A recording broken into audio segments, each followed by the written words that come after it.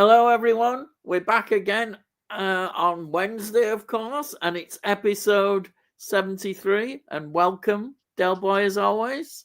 Thank you so much for coming on here. Yeah, that's what I say.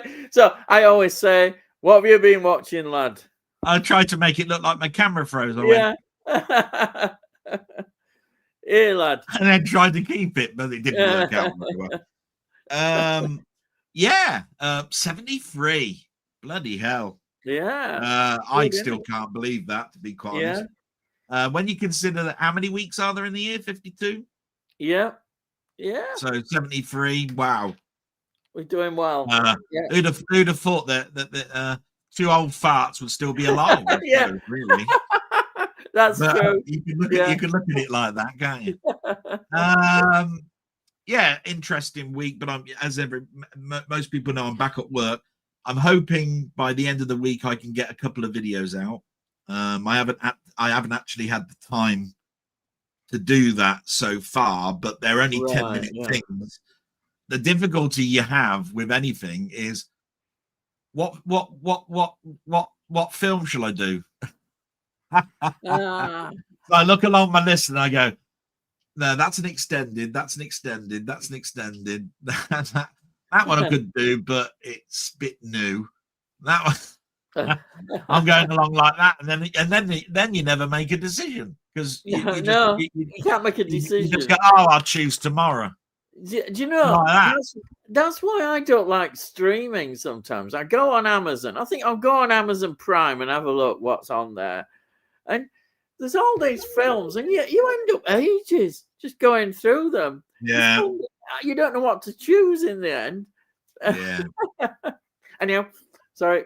We were talking just before, and apologies to everybody, but I dare say we'll be ending about 11 tonight. I don't think I'm going to be able to go past that because some medical conditions, plus I need to look after my mum a little bit, and there's all that sort of stuff. But I think 11's a good time, don't you think? That's all right.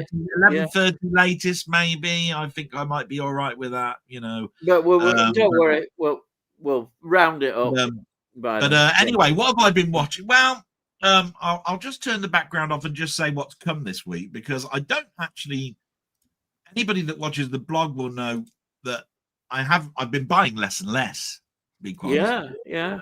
Next month is a huge month. I think I thought September was a big month. I think it's October that's the biggest month. So I think a lot of people have seen this on YouTube already. A lot of people that have bought it, should I say, and that is this Karate Kid Legends Steelbook, which I thought had a nice cover, and I know nothing much about the film other than it continues my Karate Kid collection, really. You're right, yeah. And this time it's got Ralph Macchio back in it, and it's got Jackie Chan, so it should be interesting. Yeah. And then one that Muckman's displayed a lot of times, but I actually picked this up on eBay for $5. Oh, wow. Yeah. And that was A Simple Plan, and it was actually sealed. Well, you've done well. It's a Sam Raimi film, and I haven't watched it in a long time. So I'm quite looking forward to watching that again. And of course, it's an Arrow release, and being 4K, I'm quite looking forward to that. Yeah.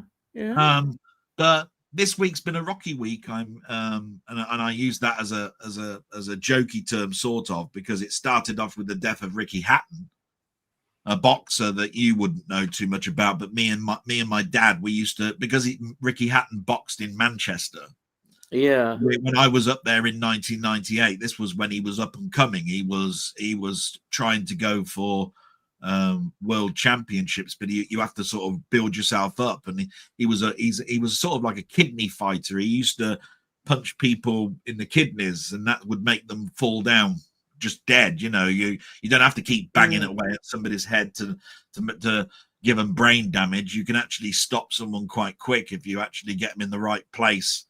But most people don't do too much body work in boxing, because that's where a boxer has done lots of sit-ups, had ball training where they smack a ball onto your chest, to give you the impact of many type of punches.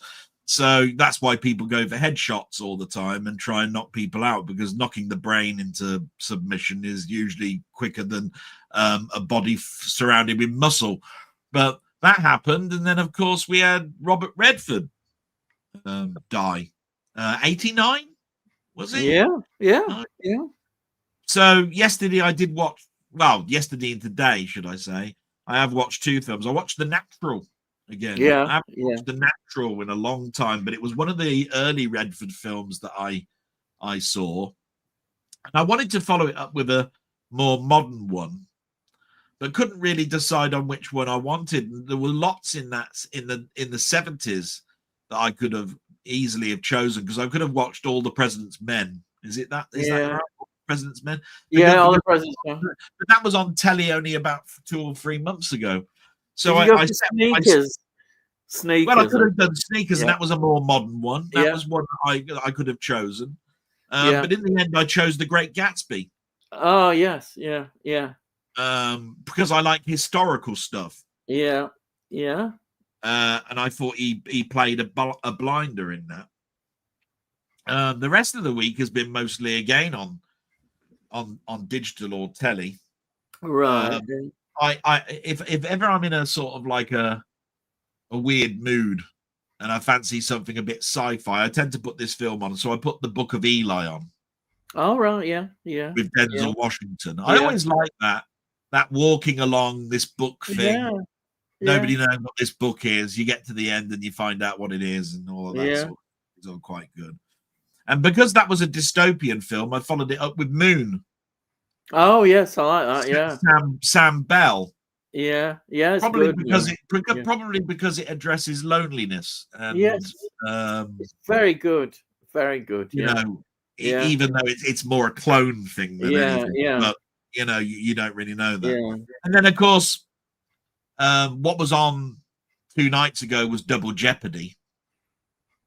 And that rang bells with me. Well, A, because I'd seen it, but B, because ITV have had this 4-part Double Jeopardy drama thing called I Fought the Law with Susan Sarandon, where that woman turned the UK law upside down by reversing the Double Jeopardy law.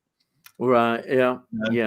Because her daughter had been killed, and the bloke admitted in prison that he'd killed her, but he was acquitted, so he can't be prosecuted again. So it's what, 800, something like it was something stupid like an 800-year law. And she reversed it down. This northern Manchester or Warrington lass fought and turned the Double Jeopardy around. So Double Jeopardy was on with Ashley Judd, and that had Tommy Lee Jones in it. And I forgot Tommy. Oh, yeah. So that was good. And then 2 fun films that were on ITV. They're showing these fun films at the moment. I watched Red Heat with Arnold Schwarzenegger. Oh, yeah. I like that one. Yeah. Which is really quite diabolical, really. Yeah, it's good. To be quite honest, it's a load of gumph, really. How this Victor got out of so many bloody scrapes, I don't know. I mean, at the end of the day, he's driving around in a bus, going over monuments, all sorts of shit, and then a train sort of like hits the bus, and there's Schwarzenegger with his Magnum gun, like Clint Eastwood shoots it. You know, this guy Victor got off 2 rounds before Schwarzenegger did. He didn't get it once. It's those Hollywood bullets again. You know, I'm going, what the hell shit's this? And I forgot all about that. And the other one, equally as shit but entertaining, is a Lockup with Sylvester Stallone and Donald Sutherland, which I like because. Actually, I like it because of Donald Sutherland. Yes, that evil prison governor, role must have been something that Donald Sutherland must have actually reveled in, because he must have been thinking, "What am I doing in this film?" With this Stallone. Because that's what I'd have been thinking. I said, because I'd have turned around and said, "I've done films like Clute." And that, what am I doing? This Sylvester Stallone 1989 film. He reveled in it. It was great. Maybe he settled back. But you know, other than I've got caught up with Alien Earth, and it's not changed my mind in regards to it gets sillier and probably worse as it goes along, but it's such high production value, and such obscure writing that you continue to watch it even though it's silly. Perfect example. They're on this island at the moment. I watched it. I got up to episode 6. I think there's episode 7 out today. They're on this island, right? And they're supposed to be looking for these alien artifacts, you know, like aliens, and operating on them and all this sort of stuff, right? I haven't seen one security guard. Oh, right? It's supposed to be the most high-tech thing in the whole of the earth. Right, not one security guard, right? And these people, you know, that we introduced to at the beginning, you know, they're more like teenagers or kids.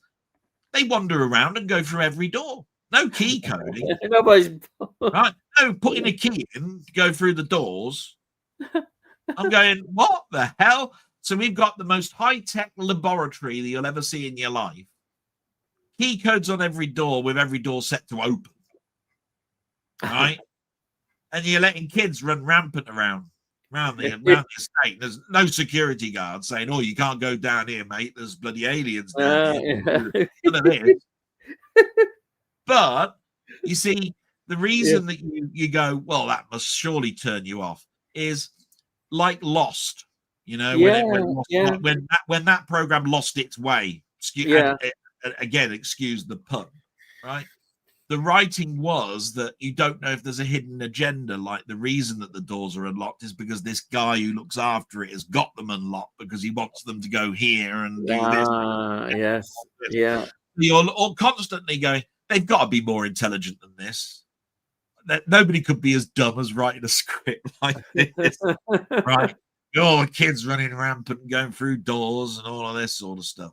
You know what I mean? So that's I get my stuff out the way in 12 minutes. So we'll have your 35-minute what you watch along with along with the Tony and Muckman Corner. Yeah. Okay. We'll start with Muckman Corner first then. Yeah, all right. Go on. First film is Eddie the Eagle, 2016. Just before you start, did you do as I said and watch the Abyss theatrical end? Oops, I didn't. I should have written it. I forgot. Sod you. Yeah, you're right. I should have. I'm sorry. I forgot. I did say genuinely. I genuinely forgot. I'm sorry. I spoke to you right at the end. Yeah, I know you did. Said, "Oh, do that, won't you?" Yeah, I know you did. Oh, bollocks to you! Right, carry on. It's terrible. My brain.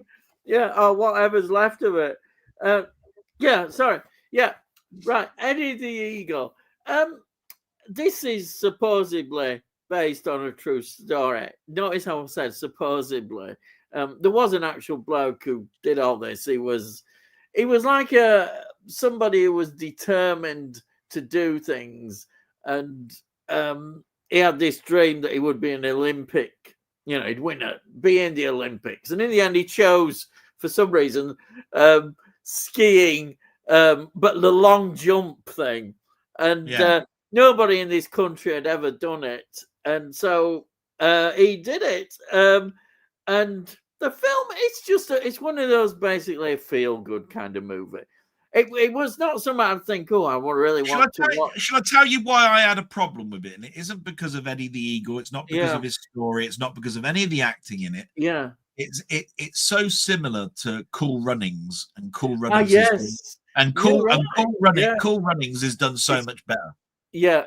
I agree. I'm just going to say, to me, it's a feel-good movie, and it knew what it was doing. It's not going to stretch you. It's not going to, the director and people like that. That's what it is. It's not. It's there as entertainment. It's not intending to do anything more than that, and it does the job. I've actually spoken to Eddie the Eagle, right? He did a sort of power talk for the Ministry of Justice, saying, how he was inspired and how you can overcome obstacles. Oh, right, yeah. Right? He does a lot of these round companies doing these. Yeah, yeah, I bet he would do. Yeah.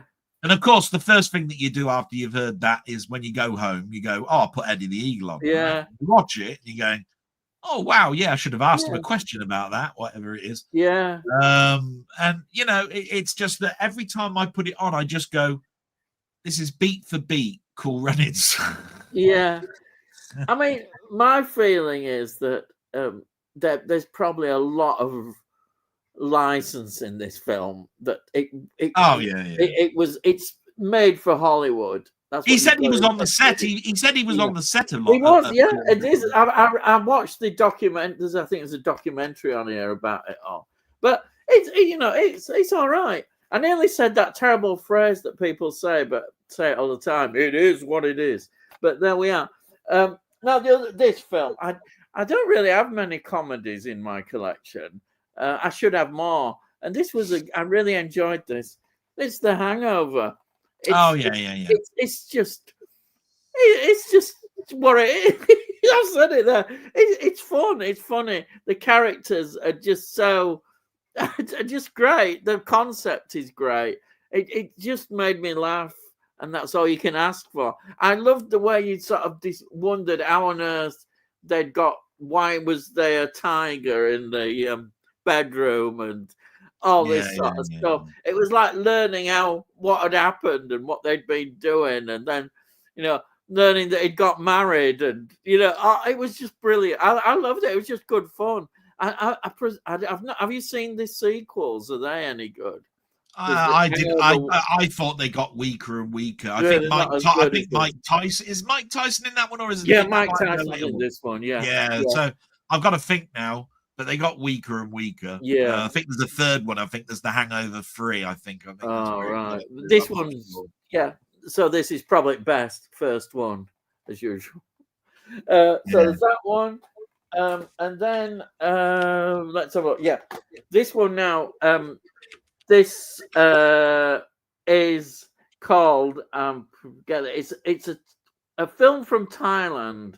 It's called Ong Bak. Yeah. And this is good. I really enjoyed it. Okay, it's a martial arts film, but there's the story I liked in it. It's a typical perhaps type of story where somebody suffers an injustice and they go and try and make things right. It's this village. Somebody nicks this special part of the Buddha in this village, and it's considered sort of sacred. So they send him to go and find it and bring it back, and that's his adventures. But it's done.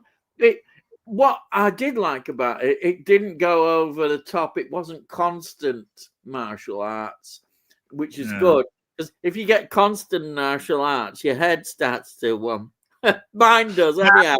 You know what I mean? You just go, you feel like you've been beaten up. So what year is that one? This one is 2003. Right. 2003, that one. But I enjoyed that one. I think they've made some more sort of similar themes as well, using that Ong Bak title. But Jamie will probably know more about that. Now the next, he's a bastard like that. Yeah. Now the next film, I have to say, I was disappointed with it, and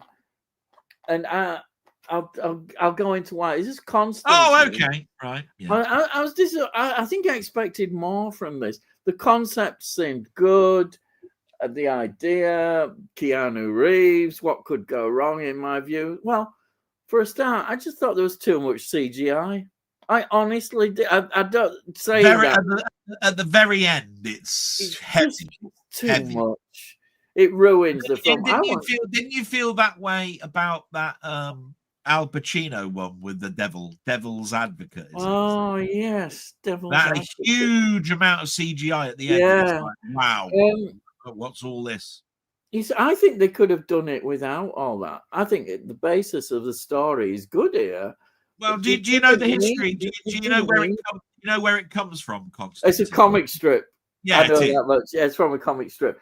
So it is a graphic novel type. Yeah, I can see that. But for me, it was when people talk about CGI, this is a good example I'd pop up where to me it's overdone. There's too much of it.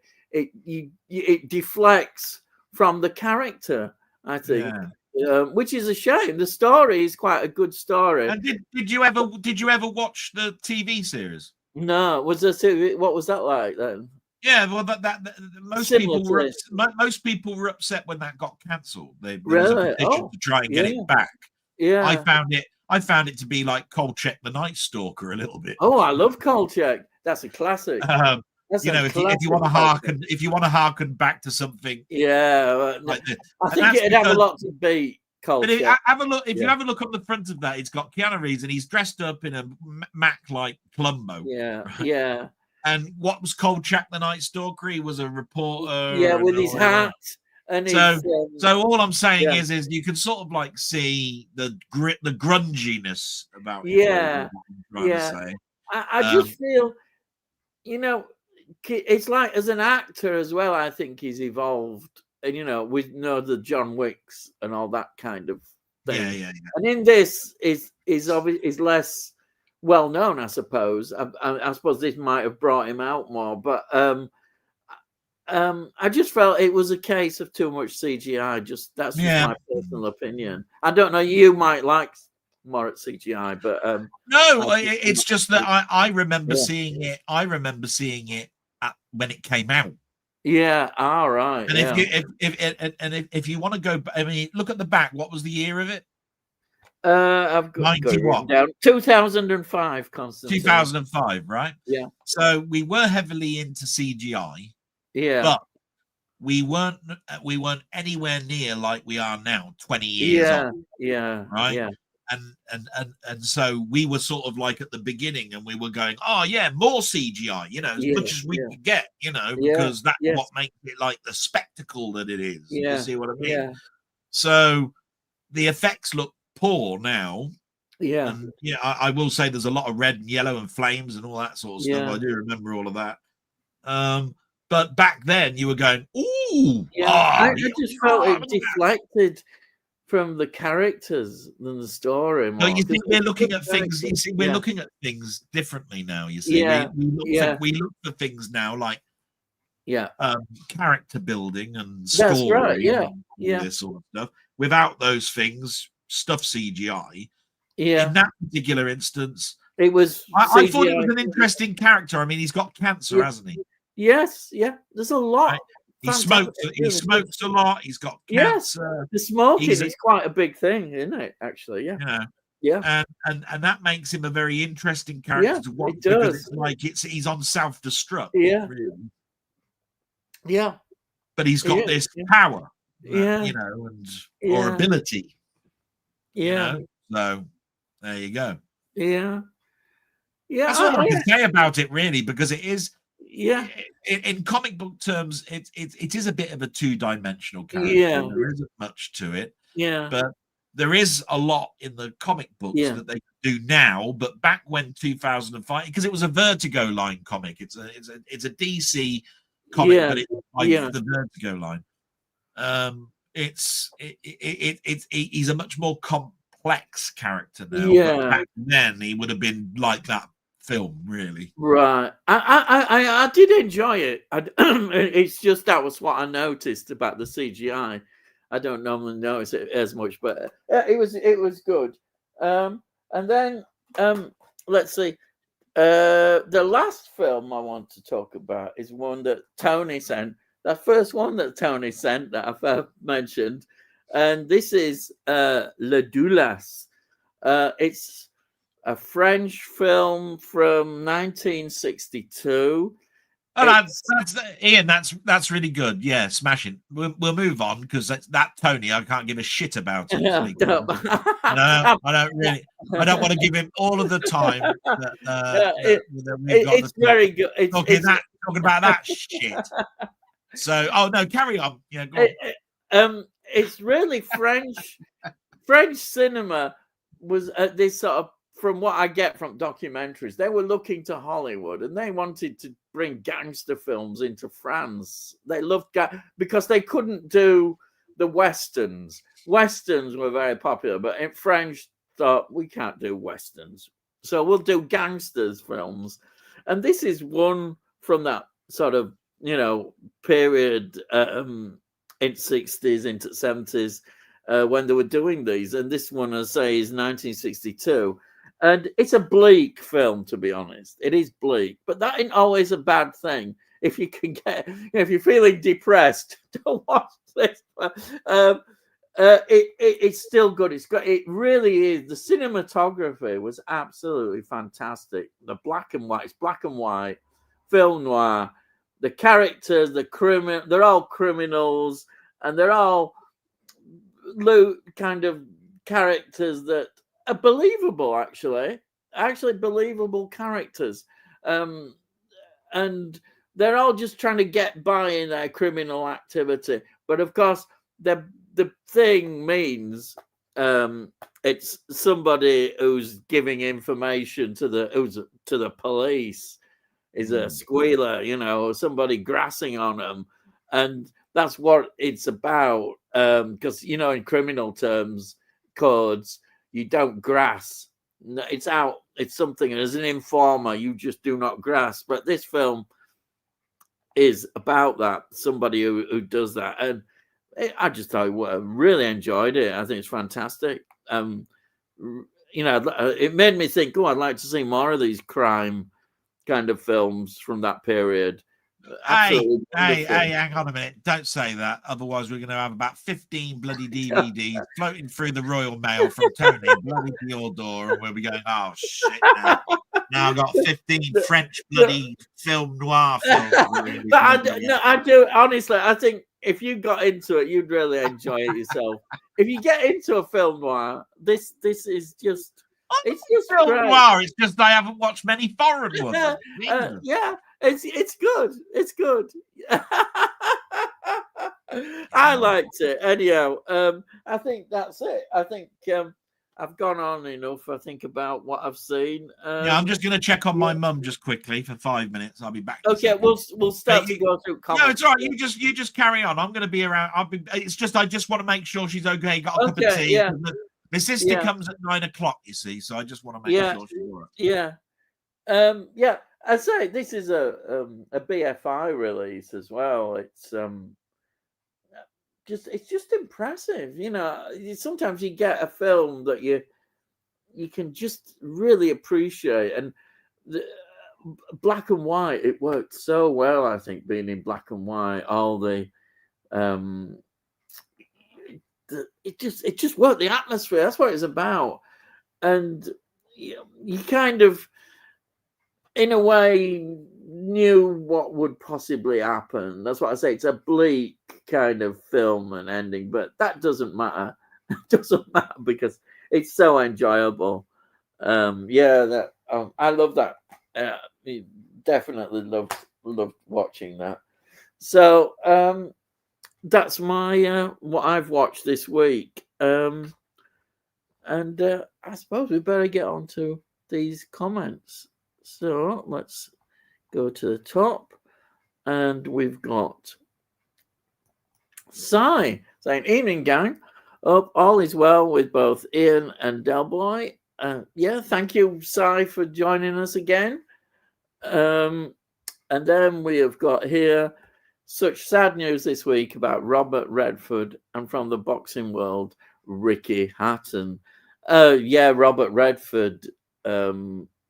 It's something that we did touch on it at the beginning. I think something, an important legacy actually of Robert Redford is the Sundance Festival. How many times now do you hear about films from the Sundance Festival which become massive hits? It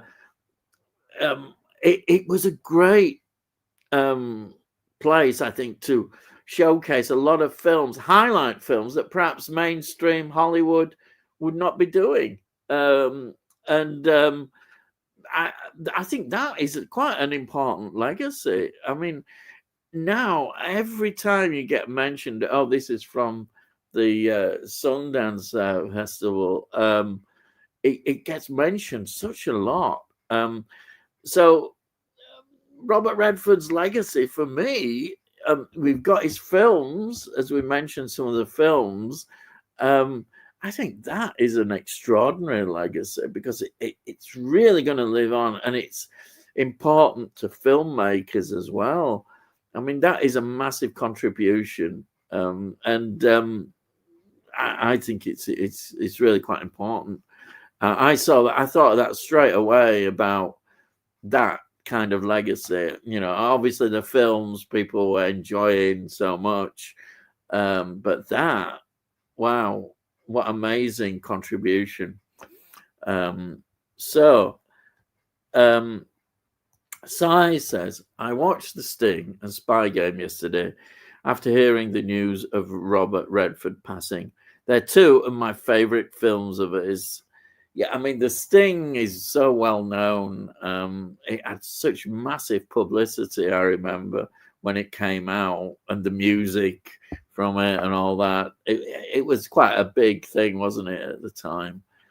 But of course, I always think of Butch Cassidy and Sundance Kid. I mean, I love that film. I know it's an obvious one. It's an obvious film because it was such a big award-winning film, like The Sting. But I always go back to that film. I just think it's so good. At the time, seemed so refreshing to me as a Western, in that particular style, an American Western. And that's how I saw it. But as I say, that's why I see his legacy is what I said, the Sundance Fest. And then we've got Sai saying, The Book of Ellie is such a good film, which holds a close place in my heart. It was last film I recommended to my mum. She absolutely loved it. She died shortly after watching it. Wow. That I can see why that would have so much meaning. I'm sorry for your loss. Your mum. But I can understand that. You attach certain things. I do that to my mum and dad all the time. And that's a very powerful film as well. Well, like I said, I put it on every, like not every couple of years, but I watch it irregularly. But I've watched it no end of times now. It's just one of those favorite sort of films for me because it's the journey. That's why I like it. You see, it's the journey. Yeah. Yes. And when you get to the end of the journey, you go, wow, that's the end. That's great. And it was a great ending, you see, because that's the end of the film and the end of his journey and all of that sort of stuff. I watched a long time ago, The Sting. Do you know what? I had an antihistamine afterwards and it was all right. I mean, it went red for a while. I ate wasps. Oh, bloody awful. No, who does like wasps? Who likes wasps? I don't. God.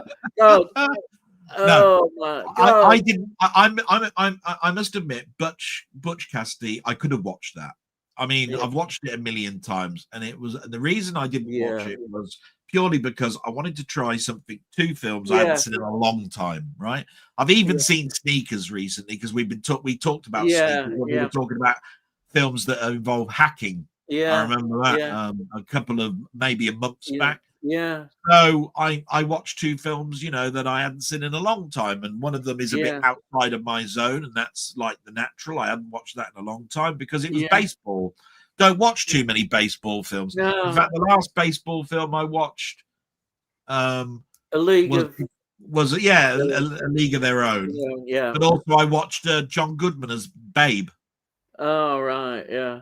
About Babe Ruth. They wouldn't. When I think of American football or baseball, they're not films that normally attract me. I just think, But there's lots of good. I mean, there's lots of good base. I mean, there's Major League. There's Bull Durham. I mean, there is lots of them. You could name a lot. And I've what Field of Dreams is a Kevin Costner one, isn't it? That one. Well, I call that a good film, but overly talked about. Yeah, you might. Yeah, I think you might be right there. Yes, yeah. Everybody just goes, if you build it, he will come, and you just go, oh, I know what you're talking about. You're talking about film. You only have to mention those words, and you know what the bloody film is. So of course, it must be therefore one of those films that's either talked about in quizzes an awful lot because people like to do those slogans, don't they? Like the film with the slogan "In space, no one can hear you scream." Yeah, we know that. Yeah. So or go ahead, make my day, or whatever it is, right? So it's one of those films where it is good, but it's just I think it's talked about a lot, and from that point of view, I've got the Steel book. I watched it when it came. When I bought it, but I haven't watched it again since because it's just seen it so many times. I just don't want to watch it anymore. You know, it's like that. Yeah.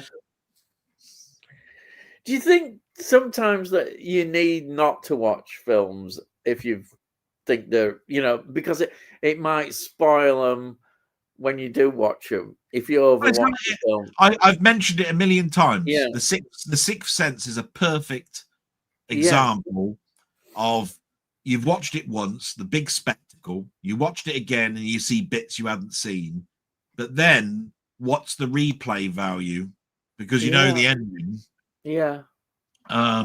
So really it's just because you're interested in the story again, and there isn't that much of a story is what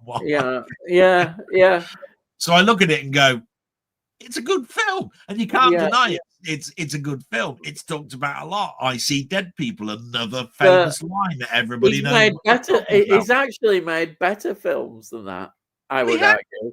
Yeah, I don't. Everybody always it'll be synonymous in that film, won't he? Yeah. I think he's definitely made better films, and that's always considered his best. Signs is much better. I think Signs is definitely. Anyhow, Muckman says, "Good evening, chaps. Hello, Jamie. Welcome." Yeah. Sod you, Muckman. Yeah, his eyes ran, and then I saying hi, Muckman, and then Delboy says hi both. He's saying hi both again, and then we've got. It says, "I've just finished rewatching Sneakers, my favorite Robert Redford film." There we are. And definitely up there. Definitely up there. Yep. And then we've got Rocket Bunny 71. Evening, guys. Hope you're both well and having a good week. Welcome. Yes, thank you so much for joining us. And then we've got Muckman saying hi. Sai saying, Muckman, have you never heard of the Sting? Right. And then we've got Jim Jam. Hey up, lad. Hey up. Right. And then how are we all doing? We're all doing well. Thank you for joining us anyhow. Right. And then the Sting is fantastic too. Yes. Evening, James, and then says he can't wait for Telford Comic-Con on the 27th. Oh, so you're going to a Comic-Con? Oh, yeah. Well, there's one in the Midlands, Telford. He's got quite a few guests going there as well. He explained in one of either his live or one of his videos. He was saying that I can't remember quite who they were, and I was going, "Oh right, yeah, okay, that's quite interesting." Because normally when you go to these things, that they'll have Colin Baker there or something, you know. Poor Colin Baker, poor Colin. You know, you know, the opening of a Fate or something. Yeah. But they have the same ones. But no, there's a couple of Americans that are, you know, that are coming over and all that sort of stuff. So I can't quite remember what they were because they were talked about in that stream, and I can't remember, you know, everything that was talked Lance Henriksen ever do any? I'm thinking. Yes, he's there. That's one of them. Oh, that's it. Oh, that'd be cool. He's cool, isn't he, Lance Henriksen? Pretty sure he said that was one of them. Yeah, and we'll be expecting a good video, Jim. Yeah, but unfortunately, we'll be expecting a good video, but we won't get one. So I'll look around YouTube and find one that is good. And then I'll rib you about it when I see when I put the comment in. I like your video. I think it was shit compared to this one. Oh dear. Oh, yeah. I can't do that. All right, Milkman. Usual gang in. Yes. But where's Tony? Don't worry. I think Tony's gonna pop up. Yo, Tony. Yes. What's your favorite episode of The Prisoner and why? Oh, bloody heck. What's one? See, this is the trouble, right? I put an answer to that saying, "Oh, I'll gladly talk about that," but it's one of those things where they're all pretty good. There is a couple of also rans, but there's a couple of standout ones. I mean, I always bring up the same three, and I'll explain why. The ending, so the last final episode. Oh, the last episode, yeah, that annoyed people like mad. It annoyed, but it didn't me. When I watched it, I went, "What a perfect ending!" Yeah, I did. I loved it. I mean, I saw straight away when I saw the face come up from the background of London and the prison bars that, although he's escaped, he's a prisoner of conformity. So that was a great ending. The other honourable mention is the chess one, the one where they play on the chessboard in the garden. Oh. Is that one called The General? Something like that. I can't remember. Or Checkmate or something. Yeah. And then the other one is where it's very political and he tries to convince everybody that he's number 2. Doesn't he? So that he can get off the island, isn't it? That's, you know. Oh yeah, there's one where well, you know he ain't going to escape, but he gets in the helicopter and it's as if he's managed to escape and go off. But of course, isn't it something to do with what was it? It on his finger, something to do with his finger. It discovers that I forget what it is. I haven't seen it for years, but I always remember thinking it was so clever. Was the episode? It was so clever because, like I said, a lot of them have got clever bits in it. Yeah, they have. There's so many different ones. You know, they didn't do too many. What was it? 17? No, and of course he ain't in everyone, is he? No, he was filming Ice Station Zebra.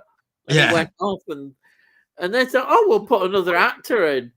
You know, so I've given 3 episodes. I'm going to give you carte blanche to name your favorite. So you're the one with the finger, is it? That's the one. Yeah, I forgot what it's called. But no, I can't remember the names of them.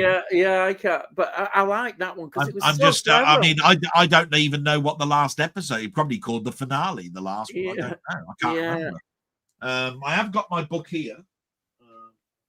I could probably look it up because I've got my television. Yeah, it's so clever because as I remember, because he's gone through all the things. He's pretending and he's gonna get away with it, and he gets in the helicopter, and then he realizes he's been found out. Yeah. I mean, I'm probably not going to find it very, very quickly, but don't worry. I'll tell you what we'll do. We'll carry on, but I hope that's helped. Anyhow, it is quite a long time since I've watched it. I have got it on Blu-ray. Oh, anyway, number 6, campaign to be elected to number 2 in Free for All. Right. Yeah. The last episode was called Living in Harmony. Right. Yeah. I think the chess game was Checkmate. I was right. Checkmate. Yeah. Right. Yeah. Let's see. Yeah. There's a lot. I'll name some of the titles. There's Arrival, The Chimes of Big Ben, A, B, and C, Free for All, The Schizoid Man, The General. The General is the prisoner tries to thwart an instant knowledge system that would give village leaders the power to control men's minds. That's what that one was. Many Happy Returns, Dance of the Dead, Do Not Forsake Me, Oh My Darling, It's Your Funeral, Checkmate. Oh yeah. Change of Mind, Hammer into Anvil, The Girl Who Was Deaf, Once Upon a Time, Fallout, and Living in Harmony. There you are. So, and I was right, 17 episodes. God, I'm not. I mean, I didn't even have that book handy when I was saying. So, far off with The Prisoner. Excellent.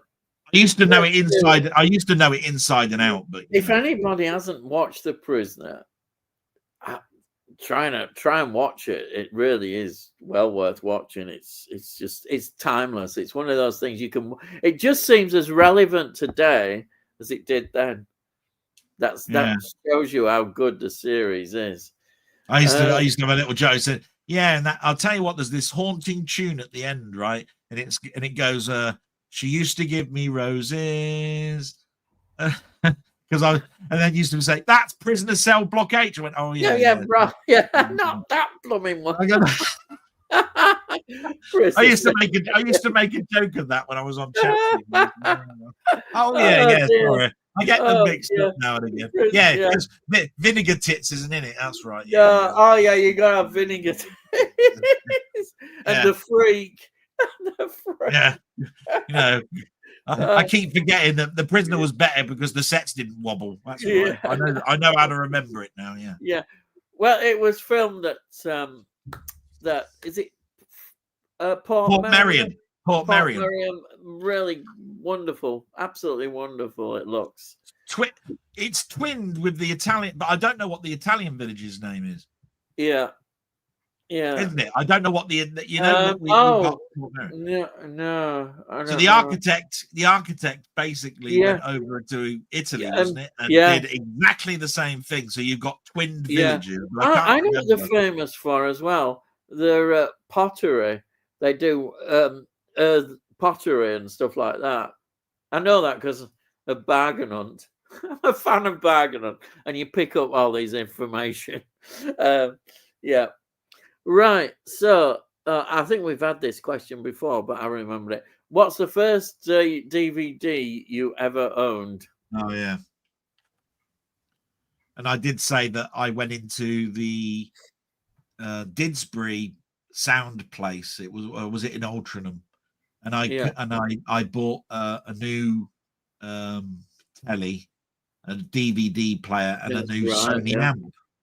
Yeah. And at that particular time, DVD players were quite new. They'd come down in price. They weren't the original price. That they bundled them with films. And I know one of them was a Robin Williams film. I can't remember what it was. But you can sort of tell the year because shortly afterwards, I went back into the store and asked them, do they mod them? And they did. And he modded it to multi-region. Oh yeah. And the first American film that I had sent over for my player was The Matrix. Oh right, yeah. It was a gold disc. It was in that snap Warner Brothers cardboard bloody cases that they had coming out. You know what I mean? You know, those snap cases, right? And there was all sorts of talk in forums, because that's what I used to go to forums. This is before anything, right? In regards to, if you want to know anything, you had to go to a forum.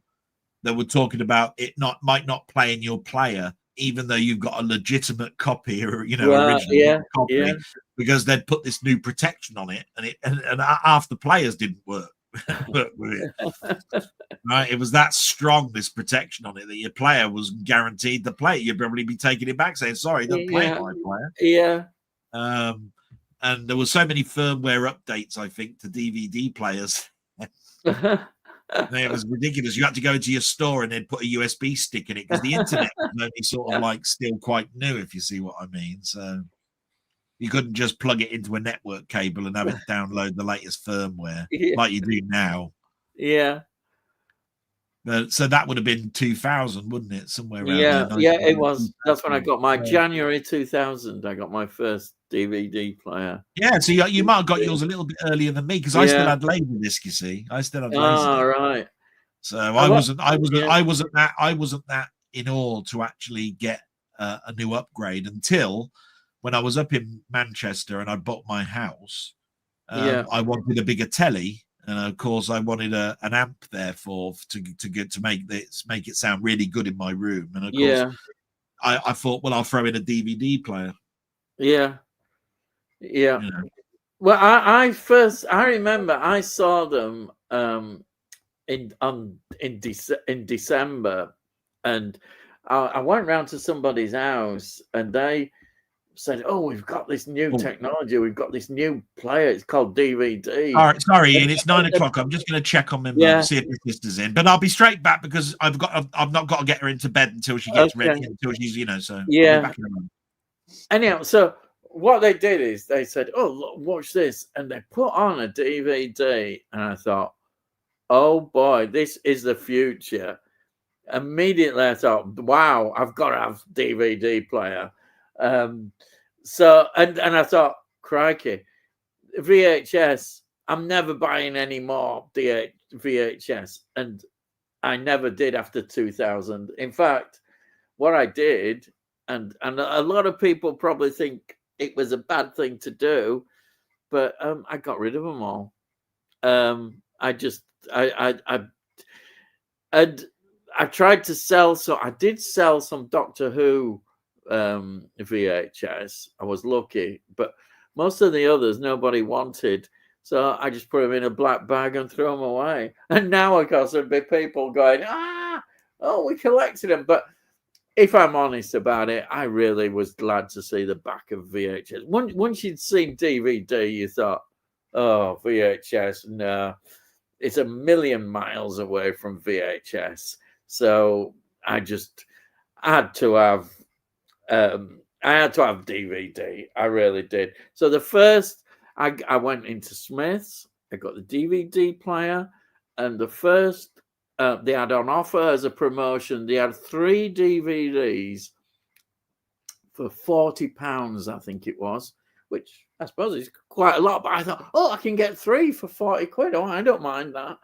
And so the 3 I got were the 5 Doctors. It was the very first edition of the 5 Doctors. It's not extended. It's something the BBC put out as very early release of any sort of DVDs.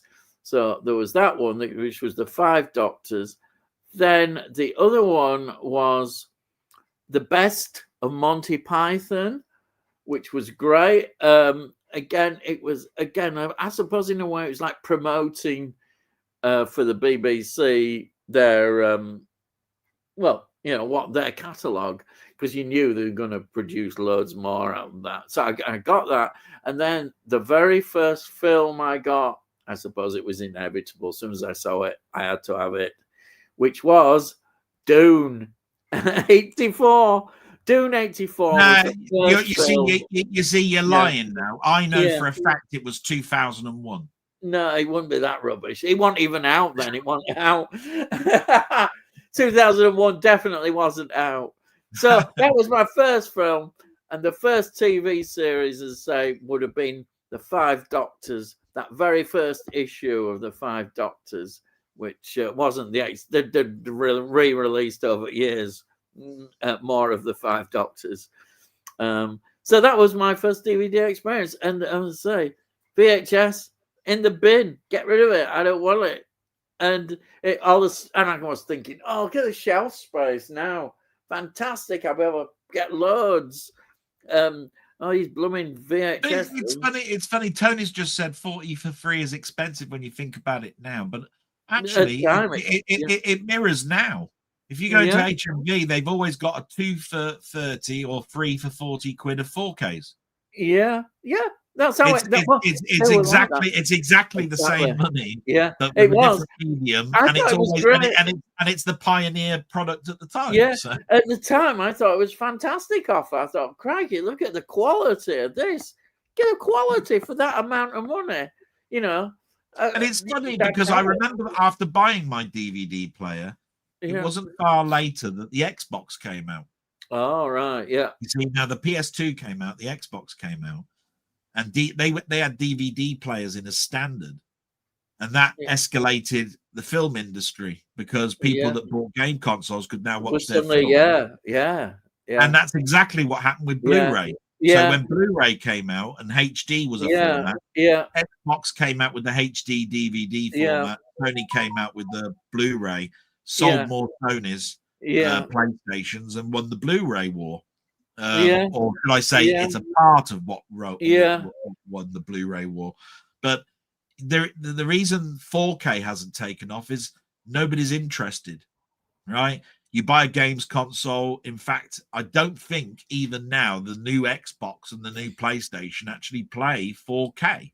Well, they've got the player in it, but they don't. They're not trying to plug that it's a media device, because back then it was the race to have an all-in-one media box, which you could stream. It could play DVDs. It could play your games. It could play your CDs and have it all go through your amp. And there you are. You've got a media station that does it all. See what I mean? So as soon as TVs became smart, that was it. That's changed things again, hasn't it? You see what I mean? So it's amazing that the consoles bumped the game industry, bumped the film industry, but the film industry hasn't got that anymore. A thing that bumps it. Yeah, but DVD, I think, fairly quickly killed VHS pretty quickly. You know, at least 2 or 3 years. 3 years. I think it was 3 years. VHS, nobody was buying it. Nobody wanted it. They still made them, but it was the death knell. Still make them, You see, the reason that VHS stayed around for a bit longer, really, from what I understand, is that video recorders were to a penny, tapes were incredibly cheap, and there were lots of single mothers that wanted to have something in front for their kids to play. And so they put a lot of children. They put the cartoons in the night. That's right. I get that. All of that. With VHS tapes, and DVDs were just too costly and too expensive to actually buy on their benefits. So that's why it lasted as long as it did, and it's why DVDs are still around. The reason DVDs are still around now is A, it wasn't a bad format, but B, they're cheap as chips. Thousands and thousands of thousands still around of them, and there's still single mothers that basically can just put that disc in and have them sitting in front of the telly. So it's the same rhyme and reason. And balding Yorkshire blokes who still like DVD as well. I can just imagine all the mothers in. I can just imagine all the mothers in Leeds now. They're all going, "Yeah, I do that. Yeah, come over here, Tommy. Look, I'm going to put The Shining on for you." But I'll scare the shit out. You know what? I'm going to put The Shining on repeat. I think DVD is still an okay format, and if you want to watch films and you haven't got the money, get DVDs still. There's no wrong with that at all. It's a complete reverse, right? Yeah. So the format war of VHS and Betamax was won by VHS because, for two reasons. One, it was cheaper to manufacture, and because it had the parts were so much cheaper to get hold of, and two, you could record up to 3 hours on it, and a Betamax took an absolute age before they found the technology that they could actually make a tape that could record 2 hours. And if you want to watch a film, that meant you needed 2 tapes to record the film on. I remember my dad bought Betamax. They got the wrong formula. but the Betamax, in my opinion, was the better format, and it lived on in camera. It lived on in cameras for years. The Blu-ray HD DVD war should have been HD DVDs to win, because the manufacturing process is exactly the same as DVDs. You don't have to change any tooling whatsoever. You can actually record the media onto those discs, and you don't need any special stuff to get that data onto those discs. Where Blu-ray is a totally different disc, different manufacture process, whole new tooling. That means a whole new manufacturing process, and therefore is more expensive, right? And yet Blu-ray won. But the reason Blu-ray won was the games market. Totally the games market. Totally destroyed HD DVD. That was it. I didn't like this pick a side anyway. No. Universal never knowing which ones. So they did both HD, DVD, and Blu-ray. And then Warner being totally Blu-ray or whatever it was, and 20th Century Fox being totally, it was like that. You picked the side, and then as soon as Toshiba, who were the top end for making players, said we're not making them anymore, that was the end. Yeah, and then everybody went over to Blu-ray, and that was it. Yeah, yeah, and it's still going, and so is DVD, which says a lot, doesn't it? That both technologies are still there. It's a long time ago now, isn't it?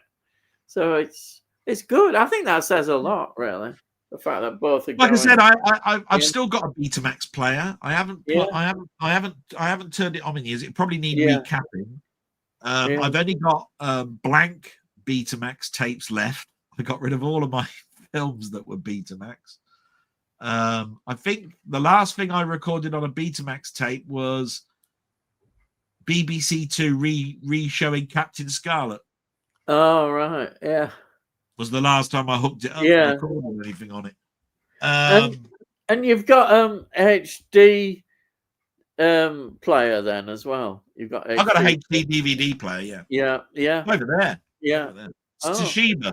The model is, let's have a look.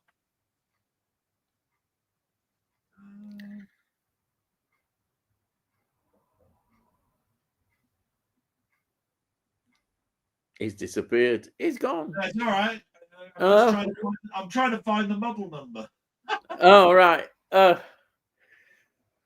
It doesn't. You know why? It's the only model I know where it hasn't. Oh, there we are. No, it hasn't got the model number on the front. Oh, there we are. It's a HD EP10 if you want to look it up. Oh, right. Yeah. EP10. Yeah. You used to see quite a few of the HD DVD around, didn't you? But I think they've seemed to have disappeared more now. Yeah. I remember CEX used to have quite a lot in, but they must have gone now. I mean, there's no point, is there, buying them? I think I've got one as a just one. I've just kept one, which is American Werewolf in London. I've got. Oh, sorry, and Star Trek. The Star Trek first season, I think. So yeah, that's the same. Yeah, that was a DVD HD. Yeah. Anyhow, right. Let's go on to sizes. Have you seen the trailer for the up and coming John Candy documentary? Oh, it brought tears to my eyes, and that's just from the trailer. God knows what I'll be like watching the whole thing. I didn't know there was a. I knew there was a documentary coming out, but I haven't seen a trailer. Oh wow! Oh, that's so much to look out for. Yeah. I only know about it. I don't know. I haven't seen anything. Oh, right. So I'm in the dark like you, really. We'll have to look out for that then. And then Jim Jam says, love the Hangover movies. Yeah, I don't know if the others are as good, but I enjoyed the first one. Yeah. And then Delboy says, that's easy, Jim Jam. We'll be glad to answer that one. That's to do with the prisoner. That was to do with the prisoner, yeah. Tempted to get the Italian release of Never Ending Story on 4K. Well, go for it. Why? You mad person. You've got the quintessential top version of it. What the hell do you need to... I think I'll get that. I think next week I'll get the French one. I think I'll get the German one. Every European one. I think there's one in Tokyo. I think I'll suddenly start bloody going after. Jesus Christ, man! It's Never Ending Story, not bloody. Oh. But right, I'll just ask you a question. How many copies of Star Trek: The Motion Picture have you got? Shut your face. Yeah. None of your business. Yeah. Shut your face. None of your business. Let's say you've got a few. Yeah, but mine is going back to the VHS days, right? I've been collecting that lot. What's his excuse? I don't know. He loves the film. He just loves it. He loves it. I'd never mock Yeah. anybody. I'd Yeah. never mock anybody for their favorite film. Yeah. Right? Their favorite film always has a story that Yeah. explains why Well, it's their against favorite. my principles, I've still been tempted to get on VHS Dune 84. I've still been tempted, but I haven't gone that far. And like I I said, can starting understand the it. motion picture, it's just my Yeah. Achilles heel. Yeah. Yeah. Oh, right. Now, this one's interesting. Sai's seen this. Ong Bak is so good. Oh, I was adding that. So good. So good. Well, oh, wow. So good. I'm really glad you heard it. Now, let's see what Jamie says. Great to hear you enjoyed the films I sent you, Ian. Ong Bak is great. There's some quite brutal fight choreography. Yeah, there is. But I was pleased that he had a good story with it as well, which I thought was good. And then we've got Tony. Good evening, Ian and Dale. Hope both of you and our family. Okay, thank you, Tony, for joining. Thank you so much. Yeah. And then we've got Sai saying, hey, Tony York. And then Mukman saying, hi, Tony. I, Sai, Jamie, James, Tony. When I first saw that come up in the comments, I thought, does that say Sid James? No, it's Sai, Jamie, James. I thought somebody was trying to put Sid James in, but they got it all messed up. Yeah. Right, Sai says, I think that Peter Stormare plays the devil in Constantine so well. All right. In other words, Peter Stormare. Yeah, I'm trying. Yes, yeah, I get you. Devil's advocate, Constantine. Yeah. I think what he's saying is, I think he plays both roles. All right, and I knew Muckman might mention this because I know he's a fan of her. Constantine would have been better with more Tilda Swinton in it. Yes, I know you mentioned her quite a bit. I remember the first time I saw Tilda Swinton, and she was in a Channel 4 period piece film. Was it French? It was all to do with the French Revolution. Dangerous Liaisons. Was it possibly? That? Yeah. And I was in awe of her. I went, oh wow. Yeah. You know what I mean? Such a talented actress. Yeah. Such a versatile one. Yeah. You wouldn't. It's one of those things, where when people start talking about history and they say, what was it about Queen Elizabeth? Was she ugly? Was she pretty? Whatever, and all of this sort of stuff. Tilda's got this sort of like weirdness, I think, in her facial structure. She's beautiful, but you don't know why. Do you know what I mean? You've seen her in so many different guises. She's been with it. She's been bold. She's had long hair. She's had short hair. She's had it in a beehive. She's and each time you just recognize her face instantly. She's got incredibly bone structure, Tilda. Yeah. And it's just really hard to pinpoint what it is where I can instantly recognize. Oh, that's Tilda. You know what I mean? Yeah. Actually, I think another interesting actress who was like that. You think of Glenn Close in what's it called again? With Michael Douglas. Fatal Attraction. Yeah, Fatal Attraction. And then her career, she's really a really good actress, isn't she? She's not that. In fact, that role is very atypical of her. She's so many different roles she's played. Fantastic actress. And then we've got Jamie saying, sad week with Robert Redford and Ricky passing away. That's the noise. I'll be back in a bit. Yeah. I think Delboy's all mentioned his boxing affiliations. I heard of him. To be honest, I'm not a big follower of boxing, but I had heard of Ricky Hatton, and from what I see, it seems far too young. He wasn't that old, was he, when he's just died, which is sad indeed. And a lot of people have had a lot of good things to say about him as a person. So, it is very sad. And I know we mentioned Robert Redford before, and again, it's like another sort of piece of your history and memory has gone again now. This happens as you get older. It seems to happen, doesn't it? All these people, you know, and I can think of a few big names who are getting on a bit, who we're going to face. You know, I can think of. I always think of Dick Van Dyke. I think he's about 100, isn't he? Wow, he's still going. And of course, there's Jack Nicholson as well, still there. You know, we've got some sad times to come when they leave us. But yeah, it is part of you, part of your life when these people disappear. Especially, you know, you have that affiliation to them in their films, and it is very much so. Right, now this is interesting. I went to Vegas, wow, to see Hatton versus Mayweather. Didn't have tickets, but got into the big screen ballroom at MGM Casino where the fight was taking place. Wow, amazing. Yeah, that's good. Yeah. As I say, I think with me with boxing, my boxing is really, I think, very similar, in fact, to Delboy, though I think Delboy's continued, which was the Muhammad Ali era. That's when, you know, it was a big event with Ali.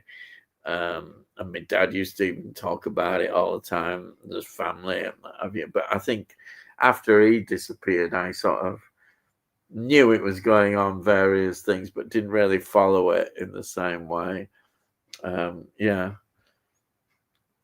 He said, Jeremy says, was a fantastic atmosphere. Oh, that's great. Absolutely, must have been wonderful for you to see that. And Si says, I always wanted to go to Las Vegas to watch a big championship fight. Yeah, it must be incredible. You never know. It could happen. It could happen one day. Who knows? I've never been to America anyhow.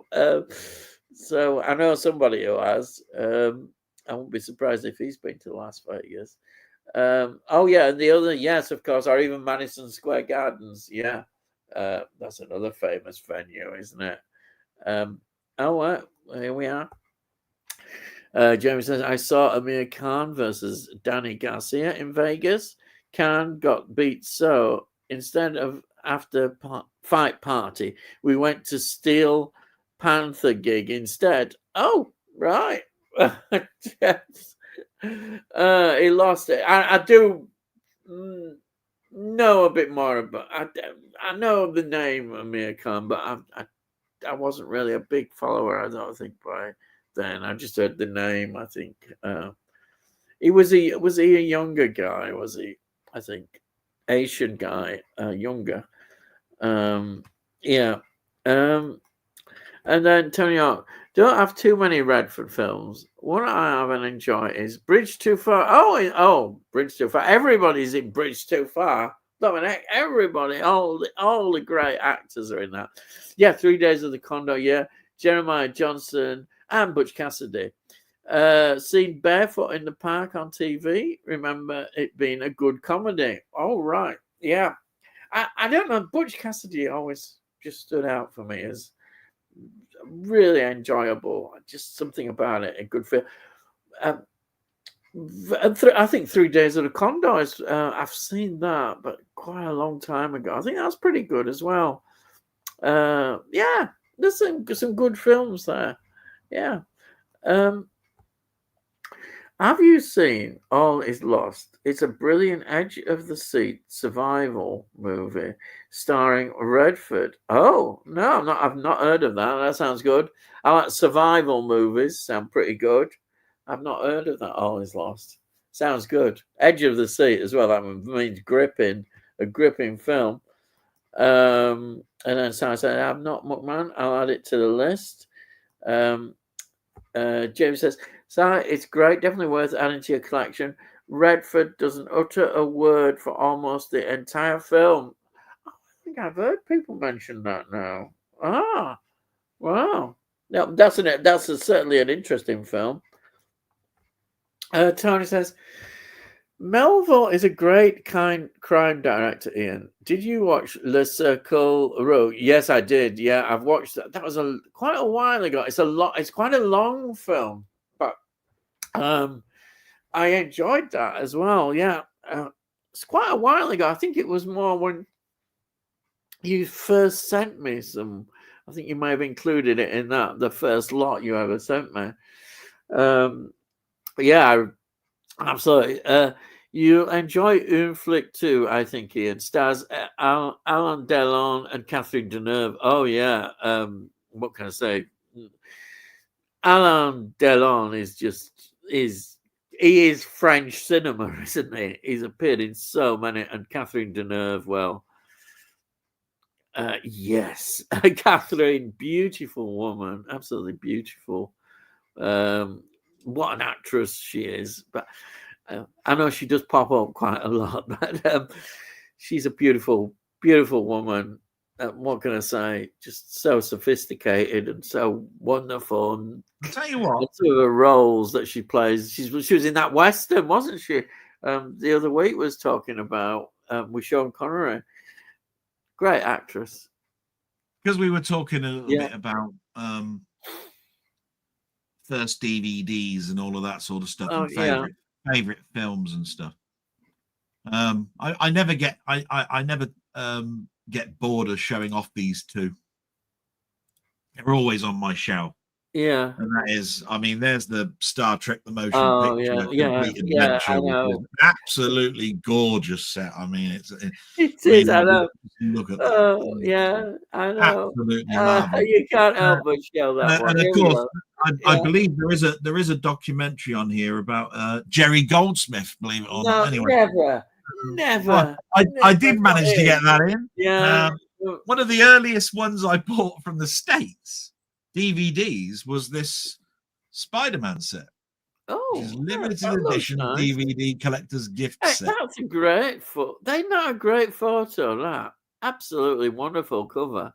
And when you're inside, I mean, it's sort of deluxe. It's sort of like this, and when you go inside this box, there's a cell from the film. There's a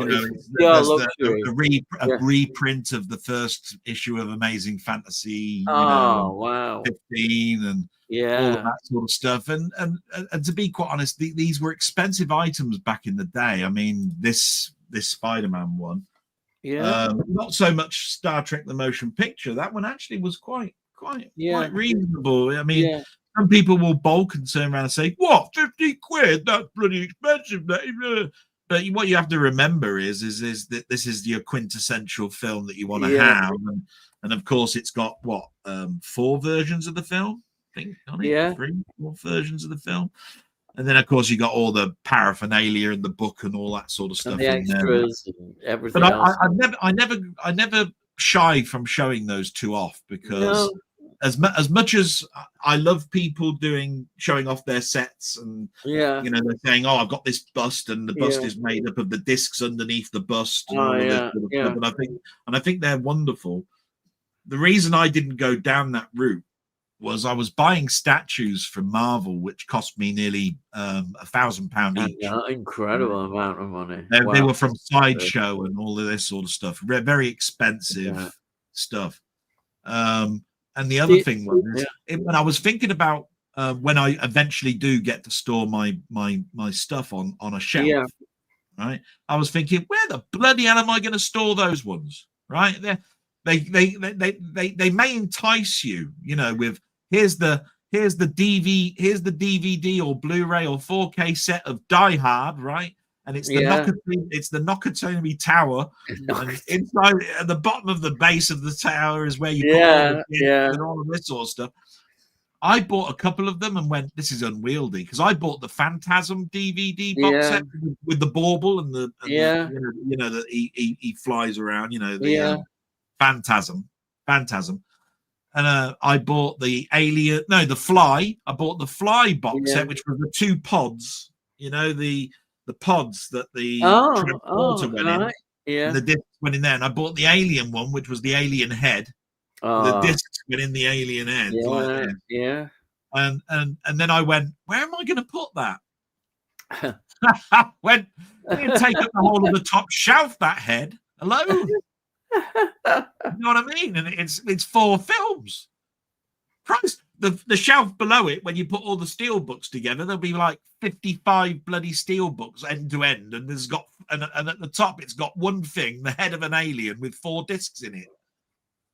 You know what I mean? It was getting ridiculous. And I just turned around and went, I ain't got the space, and I'm never going to have the space. No. So that went out the window. I'll just put these back. All right. Yeah. Okay, so let's have a look. And then we've got Jamie saying, if you like survival films, I would recommend Arctic 2, starring Mads Mikkelsen. Yeah, I know you're a big fan of his, and I was quite impressed when I've seen him performing, but I've not heard of Arctic. Have you heard of Arctic? Oh no, I don't think so. It's a survival film. It sounds. Yeah, I mean, I've seen those ones where the plane's on a bloody land. It crashes on the top. Yeah, it crashes, and they start eating each other. They're all eating each other and all of that sort of stuff. I've seen, and my favorite one of my favorite survivals is The Edge. And all of that. Oh yeah. And of course, you've got you got Deliverance, haven't you? You've got the one with what's its name? Leo DiCaprio, haven't you? Walking across, trying to get back to the fort. Oh, there's that one with when the plane crashes and what's that one called? There's quite a few sort of stick in your mind. Yeah, there's loads in there. I mean, you've even got the bloke who plays I've forgotten his bloody name now. Anyway, it'll come back to me. Yeah. Okay. Right. So Mukman says Un Flick as the most preposterous train heist sequence. It's laughable. Oh, is it? Is it that bad? Well, I quite like train sequences. A train heist. We've seen quite a few over the years. I mean, the Great Train Robbery. I love Sean Connery. Trains in films are something I enjoy. And then what's that one that's got a deadly disease on the train and it's all going across an ice landscape and it's got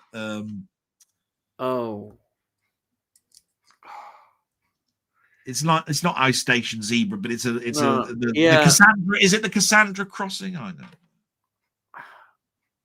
I've forgotten. I don't know. I'm sorry. Our brain cells are.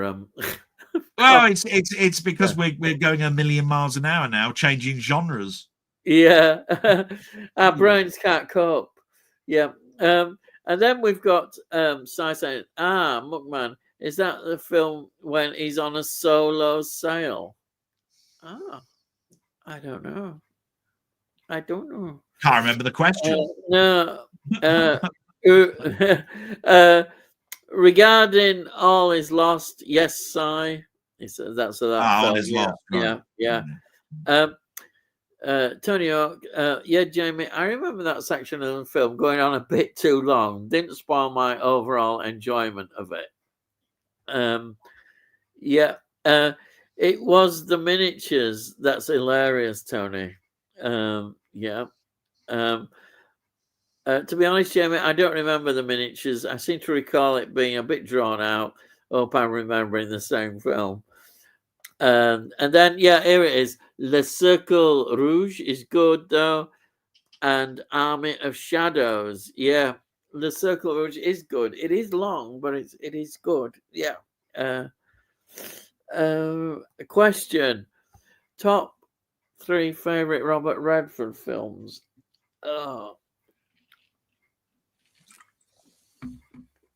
That's what I mean. It's really, really difficult because I mentioned the 2 that I watched. And I said but that doesn't make them my favorites. But they made them in the top 10. Yeah, actually, one of my favorites is All the President's Men. I think. Well, remember I told you like the reason I didn't watch that was because it's been on telly in the last 4 months. I think it's because I like the Watergate scandal. I mean, it's I do. I mean, the fact that it's based on a true story is fantastic, and you've got like a deep throat, as they call it, in it, giving all the. It's a really good conspiracy kind of thing, and the fact that it's a true story makes it even better, doesn't it? And just showing you what good journalism can do, which is something we don't get as much nowadays. Good journalist investigation. I mean, he's done voiceovers. I mean, he was in Charlotte's Web. Yeah, the voiceover for that. He did a voiceover. He did an interview for Jane Fonda in 5 Pieces, which was a documentary a couple of years back. Because he worked with Jane Fonda a couple of times. In fact, they were thought to be an item at one point, but she was married to that French director, weren't she? Well, it was just before. Oh yeah, the one Barbarella one. The director, True Thought of someone. I forgot his name. So I mean, I know quite a bit about that history around then. But as you get into the, I mean, he's done more directing, hasn't he, in the last 10 years, hasn't he? Yeah. I think he's produced and directed a number of films. I think he did one that was quite long, that was quite well received about 2 years ago, was it? Yeah. There's that one that they did mention. I don't know whether they direct. Well, I probably did direct that. The one where he doesn't speak for most of the film. There's that one has been mentioned. I think it's a question that we've sort of mentioned. It's hard to pin down 3 films, I think. I think so, because you got to talk. You're talking about a career that goes over decades. Yeah. The other thing is, we sound like we're getting out of it. I think he was very picky about his roles. It wasn't about money. About what can I bring to it, all of that sort of stuff. And I think the only time that he didn't do something like that is when he did things like Charlotte Web. It was like, oh, well, I want to be able to do something for kids. Or something, because when you look back at his career, there ain't much stuff for kids. No. So, that's how I think he looked at things. That's great, because there's so many actors that don't do that. I'll tell you one who never did that, but I have as much respect for him as I do with Robert Redford, and that's Michael Caine. Because Michael Caine's just been filmed sort of recently in a wheelchair, and it's gotten everybody up in awe about how frail Michael Caine is. In fact, he put out a statement saying the only thing to go now is death. But I didn't know that he wrote a book that says don't look back. I think the book's called Don't Look Back Too Much, because you'll trip over.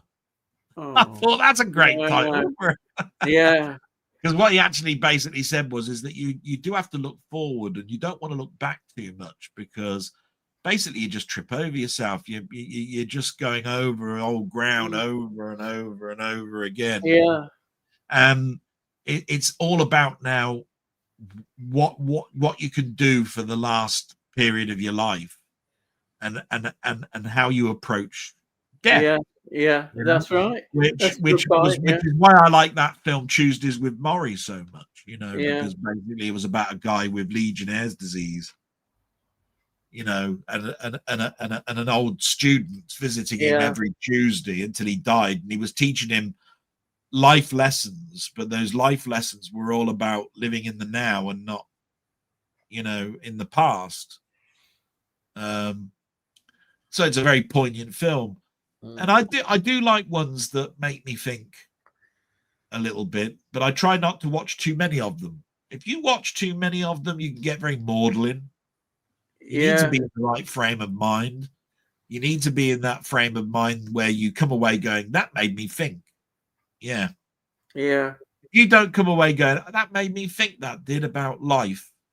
It wasn't, and that was the message in the film. Then of course the film missed the target by a bloody mile and a half. Yeah. But yeah, it was very interesting. I didn't know. I didn't even know what Michael Caine's last movie was till I watched this little YouTube thing on it. Yeah. And it was filmed in a nursing home. And Yes. apparently Right. they supplied him with a crutch, and they filmed most of his scenes as early as possible because he was getting tired. Yeah. And they made it all in 2-shot so that they see his face and then go to the rather than a big speed. So because he was sitting down all the time. Yeah. Because of his wheelchair.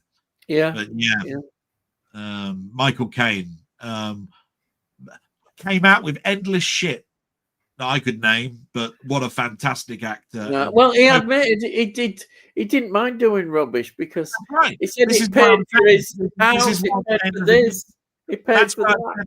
That's why I was saying that there's a difference between the two, but I've got both respect for both of them. And Michael Caine's still catalogue, if you look at it, I think still outweighs with positive best stuff than the crap. Everybody mentions, don't they, Jaws 4, and they all mention things like the Swarm, and all this sort of stuff. But I look at those and still get entertainment value watching them. Especially Swarm. I love Swarm. I think Swarm's great. Fancy having a disaster film with thousands of bees, I swear, and signing up to do a film about that, and then knowing that you've got a film with thousands of bees that might sting you. Right? It's like, I think I might hold off on the check on that one, but he did it. Actually, bees are quite frightening when there's lots of them. They are frightening. They are in the Swarm. Jesus. I think they all ended up, if I remember rightly, because I haven't watched it for about 5-6 years. No, actually, I might have watched it quite recently. I'll think about that. I think it ended up with all the bees going to a football field, and there's a beetle or something, a car where they're all attracted to. They all swarmed into this one car. I think they found something that made them attractive to it. And so you saw our hero Michael Caine and the girl coming out of the car, and then they all went into there, and that was the end. I forgot what the end of the film was. But I think that's Swarm. Yeah, it is. That's an interesting film to watch. Because my reviews of the X-Files, I'm on those sort of episodes with the bees at the moment as well. So it's quite good. Right. And then we've got Mind Sneakers, All Is Lost, and The Sting. And what was I say? I need to watch Butch and the Sundance Kid again. Been decades since I saw it. And then Cy says this is his top 3. The Sting, Butch Cassidy, Sundance Kid, and Spy Game. Right, thank you. Absolutely, every single one of those, an absolute pleasure to watch. You know what I mean? And he says a special shout out to The Last Castle. Okay, and then Tony says Butch Cassidy, 3 Days of Condor, Barefoot in the Park. Give some variety of genre. Honorable mention to Jeremiah Johnson. Thank you, Tony. And great films, Tony. And then Jamie says, I only watched 3 Days of the Condors recently. Very good conspiracy thriller. What did you say then? 3 Days of the Condom? Condor. I think you're hearing these. No, I reckon that's you. That is you. You're oversexed, bloody. At my age. Yeah, beyond the 3 days. Oh dear. And then Tony says, I think Bridge Too Far is a bit too star-studded to be included, despite me enjoying it. Yeah, I know it is. That's what I said. It's every person, British actor seems to be in it, and also American actors. The cast is just massive for Bridge Too Far. And then James says, I love The Natural, but not seen it in years. Could do with a Blu-ray release. All right. Yeah, Okay. like I said, I watched The Yeah. Natural, but I Yeah, watched. and don't forget, he says All the President's Men. Yeah, I do. I think it's my favorite. Yeah. But my one was a high definition. What I Yeah. watched of The Natural. Yeah. So they've converted it, but they haven't brought it out. I don't think in this country. I think it's out in other countries. Yeah, I love all of it. Just remember, The Edge is not over here in Blu-ray. No. There's a lot of films still like There's still, there is. Yeah, they're over in the States, but they're not over here. Yeah. Have any of you seen The Old Man and the Gun? Apparently, he's really good in that. I've not even heard of that. Have you heard of The Old Man? I've heard of it, but I haven't seen it. No. And James says, yes, it's very good. Not as good as All Is Lost, though. And then Tony says, could never get into The Prisoner. I even had the network DVD and got rid of it. Really enjoyed what was considered to be his origin story series. Yeah, Danger Man. Great Cold War themed series. Yeah. I think they dovetailed very well, those two. Yeah. I like The Prisoner because it was different. To me, that's what it stood out because there was no like it. And is there anything today like it? It's unique, I think, in history. Well, I think the other thing about it is that although a very late 60s show, it got its second wind, didn't it? Because of Channel 4. Yes, I remember watching them. People hadn't talked about The Prisoner in years. It hadn't been shown, or satellite was not even a buzzword. Yeah, Channel 4 came along and said, "Oh, we're going to be showing The Prisoner." They advertised it like Billio. And I remember I was going in when I was after watching it. I was going into school, and I was walking down the corridors because I had to go to early lessons before school even started, and I could hear my clipping of my feet. And if you ever watch the beginning of The Prisoner, that's right. it. And then he slams his resignation down and goes like this, and all this sort of stuff. And I could hear the music in my head, while I'm walking down this corridor. It was just that sort of thing that was going on in my head. We were glued to it. We watched it every week when it came out on its original release. Yeah. And as I say, my mum and dad were furious with the last episode. There's a lot of people. Approximately what age were you when you saw it then? Well, I would have been, did it come out 68, 69? So I would have been about 9-year-old. So I always think that when I watched it, I was 14. Yeah. Right. So, no, 15. Yeah. So what I'm trying to get at is that's a perfect, I think, age to watch that show. Yeah. It's something that's stuck in my mind. To understand things like the political side of it. I perhaps didn't as much, but I still enjoyed it. I could appreciate it even at that young age. There's always something nice to watch in it because you got that big ball, that big bubble that bloody chases him down the beach and all of that sort of stuff. I remember that more than Danger Man. Danger Man was very popular, and we did watch it, but I would have been I was about 4 or 5 year old, and it didn't probably appeal to me that much then. But I do remember Danger Man because it was quite big at the time. And that's why it was it was widely anticipated. As I remember, there was ITV were really going mad about this series. They pushed it like mad, because it was something, they'd been waiting for. And that's why I think there was all that reaction against it. They didn't understand it at the time. Nobody understood it. No. Because the great thing, he rubbed his hands that they just let him do what he wanted. There was no interference at all, which is amazing. You wouldn't get that sometimes now. Some series, they'd be wanting to know what was going on. He had a lot of free reign though, because he was well received in the Columbo mini movies. I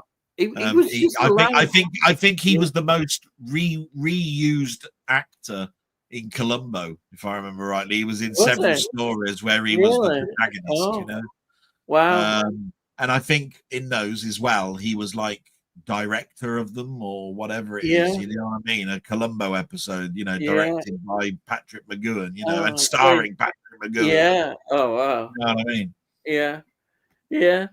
I mean, we all know that, we all know that Spielberg did a Columbo episode. I mean, it's famous. Yeah, but I've heard that, yeah.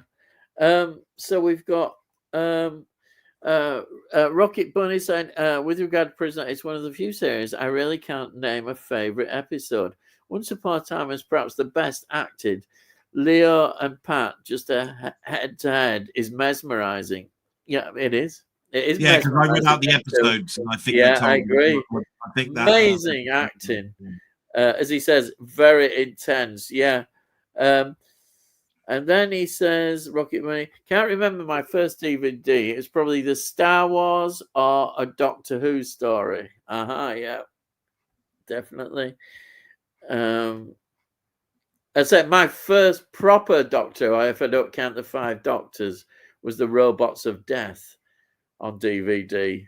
Yeah, I remember. I couldn't wait. I was waiting.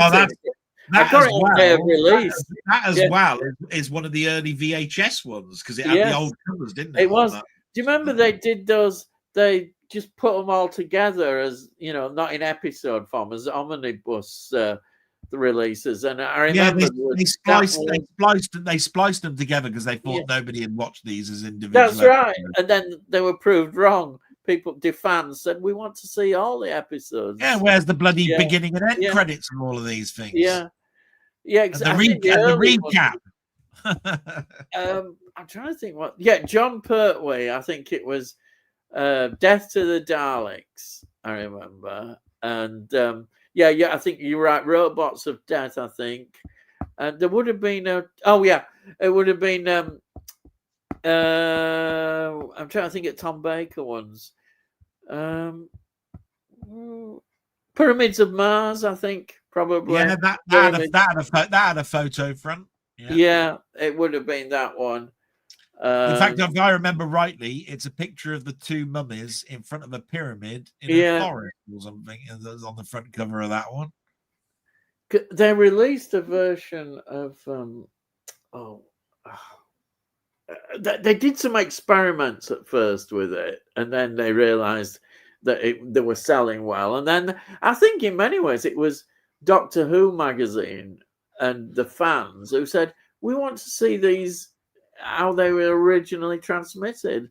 I don't think the BBC cottoned on at first. And then they released, I remember, the William Hartnell first, a Dalek story. That was it. The Dalek story was the first. Yeah, I remember the hoo-ha when the first Patrick Troughton one came out because it was Seeds of Doom. Yes, they stuck that one together, didn't they? With T-Mat. Ice Warriors. With T-Mat. Later on, obviously, the biggest selling one was Tomb of the Cybermen. But I remember when Seeds of Doom came out and I went, oh, wow, this black and white picture is really sharp. I don't know where they got this. Tomb of the Cybermen was an event. I was so excited. I had to get it on the day of release because it was in those lists. Do you remember there was those lists of most wanted episodes, and Tomb of the Cybermen was always top, wasn't it? Everyone said, we've got to have Tomb of the Cybermen, and lo and behold, they found it in Hong Kong or somewhere like that. Absolutely wonderful. Oh, those were the days. I think my first DVD was Reign of Fire, 2002, the Christian Bale apocalyptic dragon film. My first DVD was Blade.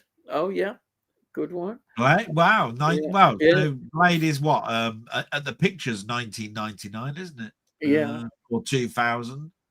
Yeah, I didn't know. I'm not quite sure when the DVD came out of that. I think it came out quite late. I don't think it came. Yeah, I think it would have maybe been a later one. And then we had this question a few weeks ago. I said I got Aliens, being John Malkovich, And one of the three when I bought my Toshiba DVD player. Yes. A lot of sound and vision shops gave films away. Like I said, my one came with films. Yeah. Fantastic. Exciting times. It would be when I got the Philips DVD VH combi player, big everything. Oh crikey, those combi players. Well, I wasn't a fan of them combi players. No. I'm sorry, Tony. I don't want to burst your bubble, but I wasn't a fan of them things. I thought they were. Everybody that I spoke to said, "Oh, does that mean I could put a DVD in and record VH?" No, they've got macro protection on it. You won't be able to do that, all that sort of stuff. No, you had to get your PC out and do your ripping of DVDs, didn't you? Oh yeah. Well, that's when everybody. That's when things exploded. Yeah. That's when the biggest selling item that in PC world was a tub of 100 DVD. You went in there. You went onto the shelves and it was always empty. It was like that or the DVD recorder that you needed to actually do it with. I sometimes do. I did say I was glad to get rid of VHS and all that, but sometimes I regret maybe because there were things on the VHS which might have been worth saving or transferring, but you know, that's how it is. I can remember carrying bin liners full of VHS tapes to charity shops. Yeah, that's people did. And now, of course, they're much rare. You don't see as many in charity shops anymore. No, you don't. Not now. They do still accept. I think they know the rare ones. Yeah. I think they're fully happy to accept a VHS tape of music, like a concert. Oh yeah. I know that I went into my British, Heart Foundation shop and I looked at the VHS stuff, and it's amazing that most of it was concerts. Yeah, I think you're right. Yeah. And I just went, oh wow. Yeah. And I don't know why that is. Maybe it's because they haven't transferred them across they the DVD. Probably haven't. Some of them, they're not probably on DVD, are they? They always came out with digital sound, didn't they? Digital stereo sound. Those concerts. Yeah. So, and of course, the other has happened. That turned up this week. Hang on. Oh. So this is a blast from the past. Thinking about music. Bloody hell, why didn't I think of this? Right. So the Blu-ray of Ammonia Avenue by the Alan Parsons Project. Oh, you mentioned Alan Parsons Project before, yes. I always wanted to have one because, obviously it's been remixed in BTS and all that sort of stuff. Right? And it was one of the people who came in here who turned around to me and said, "Oh, you do know that Captain Fantastic and the Dirt Brown Cowboys coming out for a limited run from SE." And I said, "Oh," so I went on there and I went, every time I've looked at the Alan Parsons Project, they've always been sold out. Yeah. And when I looked, the one that I wanted, which was Turn of a Friendly Card, that was sold out. Pyramid was sold out. But Ammonia Avenue, it said limited stock. So I bought Ammonia Avenue. But I do like it because Ammonia Avenue is a lovely track, as is Prime Time. That's great. Yeah. It's The Last Goodbye. Don't Answer Me. Now that's a great track. Yeah. There's a lot of ones on here that's quite good. A lot of people don't like Alan Parsons Project, but I like prog rock type. Like that. Yeah, no wrong with prog rock. No. Let's have a look.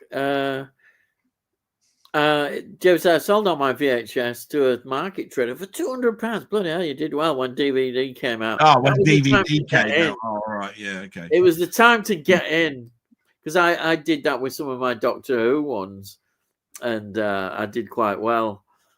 Because to me, it was exciting building up a new collection. I've never actually looked, but I bet you any money when they launch or when they announce a new Doctor Who box set, right?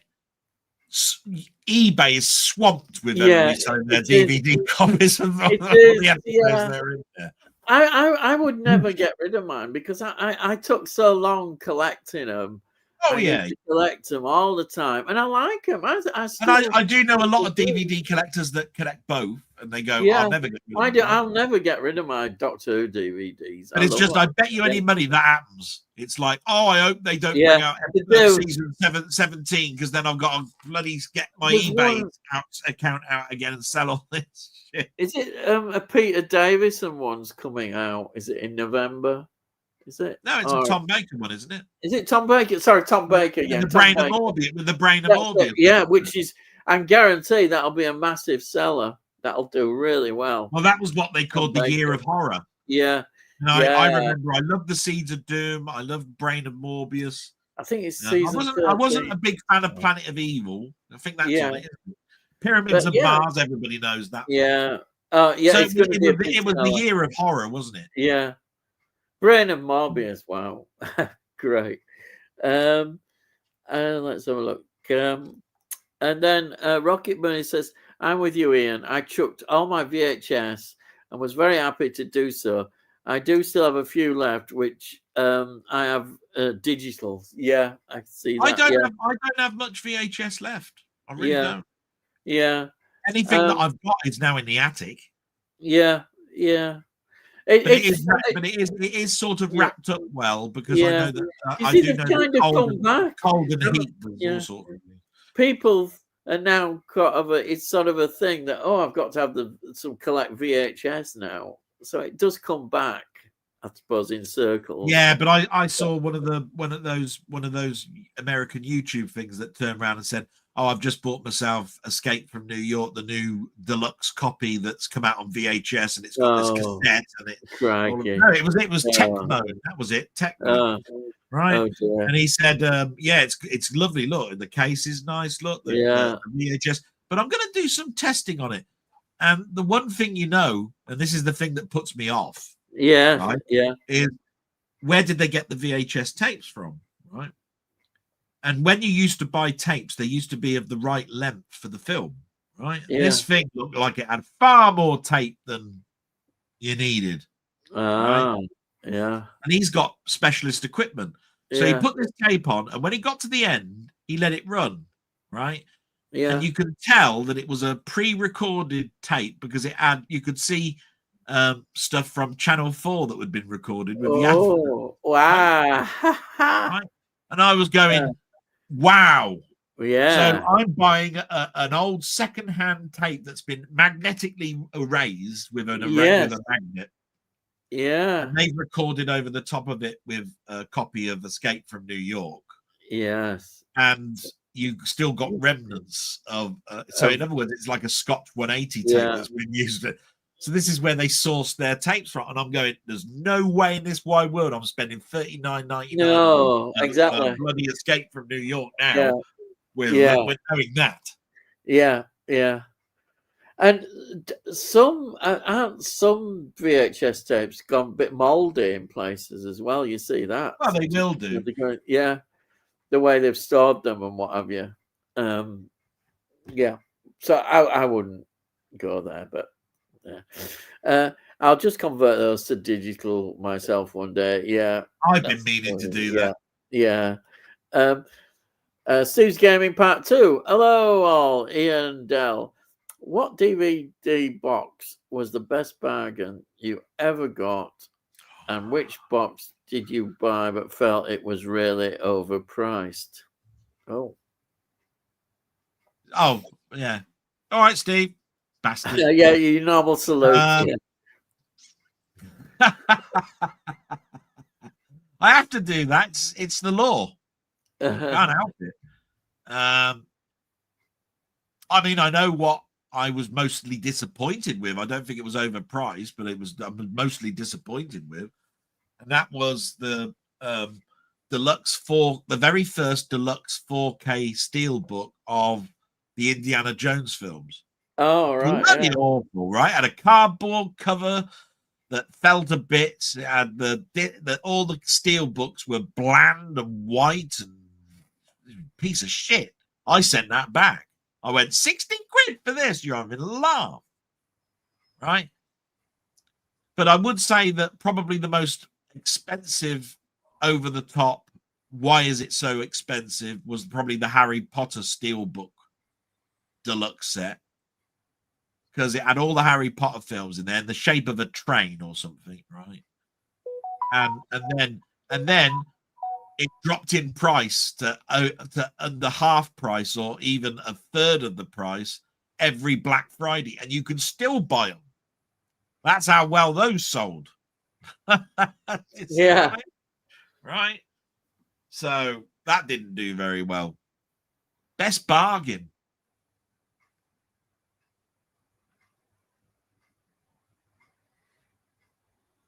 Do you know what? I've had so many. I always thought when I got those Star Trek the Original Series Blu-rays, when I got those, I thought that was a bargain. Jesus Christ. You got the old version of the series, you got the new deluxe version on the discs. You've got all these extras, all of that sort of stuff. And I remember the cases being quite deluxe. They were in a special little square thing in the center, and I always thought, wow, I've got something really lovely here. But it weren't a bargain. But it was a bargain to me, because I'd replaced my HD DVD. I bought the HD DVD of the first season of that. Yeah. The DVD on one side and the HD on the other side. You turn the disc around. But I mean, bargain's really difficult, isn't it? Because there's so many things that have come out that you've got all 8 films or all 14 films. Or I mean, I bought the Carry On box set, and that's got all the bloody Carry Ons in it. Bargain, It's like 17 quid or something, and you just go, "Wow, that's a bargain, isn't it?" What about charity shop pickup bargain then? Box set, because I think you have picked up that Morecambe and Wise was probably the one that sticks out on that. Yeah, I mean, you bought it for I was lucky. That's my answer. A pound under what I bought it at. I didn't get mine new. So. Yeah, mine was. I was just ever so lucky. I'll tell you what, the most overpriced one, but at the time I didn't care, is when the X-Files first came out, and they released their first box set on DVD. I think they were about 70 quid. And they brought out a huge box like this, didn't they? Oh, I've got that, a Blu-ray. I've got a Blu-ray one, but on DVD, I remember very beginning, because I was so excited. Because they never released it properly on VHS. They put them together as all stuck episodes together, and they were all the mythology episodes. So they did eventually start releasing them as whole seasons on DVD, but they were pretty expensive. They were expensive at the time. This was the height, though, wasn't it, Ian? Of things like 24 coming out. Yeah, but you could argue, and you probably would do, is saying, but look at all episodes you got. And, you could get about average of 20 to 24 episodes. Well, because you looked at the back of the box. Well, that was good value. You looked at the back of the box, and it said how many minutes? 1,300. You went shit. Yeah, how there many? Were loads of them, and that's it. I loved it when it was like that, because now you're going, what? 8 episodes? What the hell? 8? Yeah. Yeah. But I mean that was a great time. But I think the bargain that have happened since then is that all of those have been amalgamated into chests, haven't they? Like the whole Columbo set. Yeah. So I mean they've been superseded with an even bigger bargain in a new format. Yeah. Well, they tend to do that, don't they? A lot of people, they'll release individual seasons or series, whatever you want to call them, and then after they've released them separately, they'll release the whole big box set, won't they? Of them all combined. Yeah. Like I said, they've done that with Knight Rider, the A-Team. They've done it with Buck Rogers. They've done it with, you know what I mean? But so the bargain, the best bargain is obviously going to be something I probably picked up at a charity shop. The most overpriced. It's just it's not because it was overpriced, because it was bloody cheap and shit. Yeah.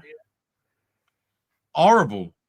And then they followed it up with the proper bloody steel books with the proper posters on the front. You know what I mean? Individually. And you went, what the hell did I buy that for? Yeah. That's why I set mine back and I bought the individual ones. Yeah. With the I went, I ain't having that shit. Yeah. But there's been so many that are really expensive, like the Lord of the Rings and and the Hobbits. Combined in one steel book case, and it's going to cost you 250 quid. You know what I mean? And you go, whoa, bloody hell, hang on a minute. And the Hobbit isn't that good, is it? I don't think. Well, it's not as well received, is it? Yeah, not as well received.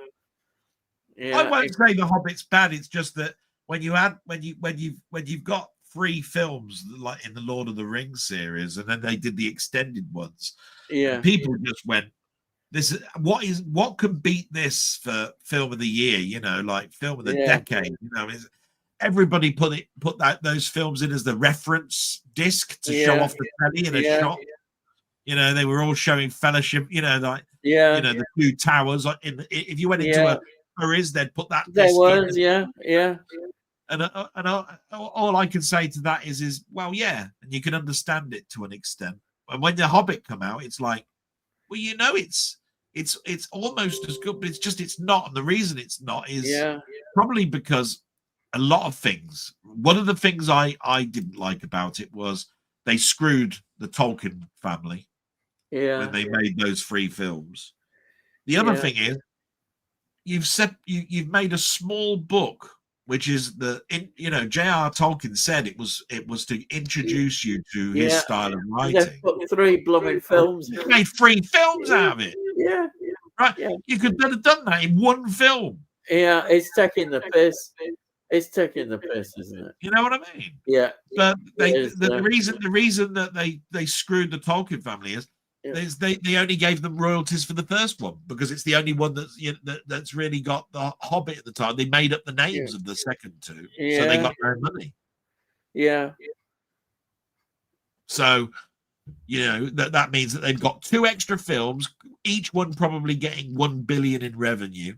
It all went to the film, nothing to the Tolkien family at all. Yeah, that's awful. Yeah, it is. Yeah. Quite a rip off. Right. Let's have a look. Next one. That's a hard one. Thanks, Steve. Tony says £40 for 3 is expensive when you think about it. It must have been about double now with inflation. Yeah, it's just that at the time you thought, oh, you know, you wanted the DVD and you thought it's worth it. The quality and everything. It was one of those things. Yeah. I'm supposed to lock the front door and turn the lights out so my mum's can get to sleep. So just give me a minute. Yeah, it's I mean, for me, it helped build my collection, and of course, it soon changed. The prices went down, but you're right. I mean, it was expensive, but I was just so excited by them. I wanted something to watch as well, obviously. And it didn't take that long, did it, really, for DVDs to go down in price, which was pretty exciting, I think, once they started to get cheaper. That was it, yeah. I mean, nowadays, God. So, but yeah, at the time it was. But when you want, when you want someone to play, you'll pay it, you know. And then Brian says, hi, I just looked up at my main DVD shelf and I forgot at the top of my complete VHS collection of all Blake 7 episodes, they must be covered in dust now. Oh, yes. I remember having all of those Blake 7 VHS ones. The covers were great, weren't they? I actually... Sometimes I regret getting rid of them I know you should for the covers, but on the other hand, I'm thinking, no, look, you've done it. You've got rid of them. That's all right. The VHS ones, and I've got the. I'm looking. Yeah, I've got the 4 DVD box sets, which are nice. I wouldn't get rid of them.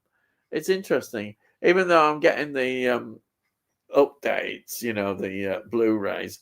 I wouldn't get rid of my DVD copies of Blade 7. No, I really like those box sets, but I do like the update. I think it's just because it's anything related kind of to Doctor Who, then that's it. That's my collecting area.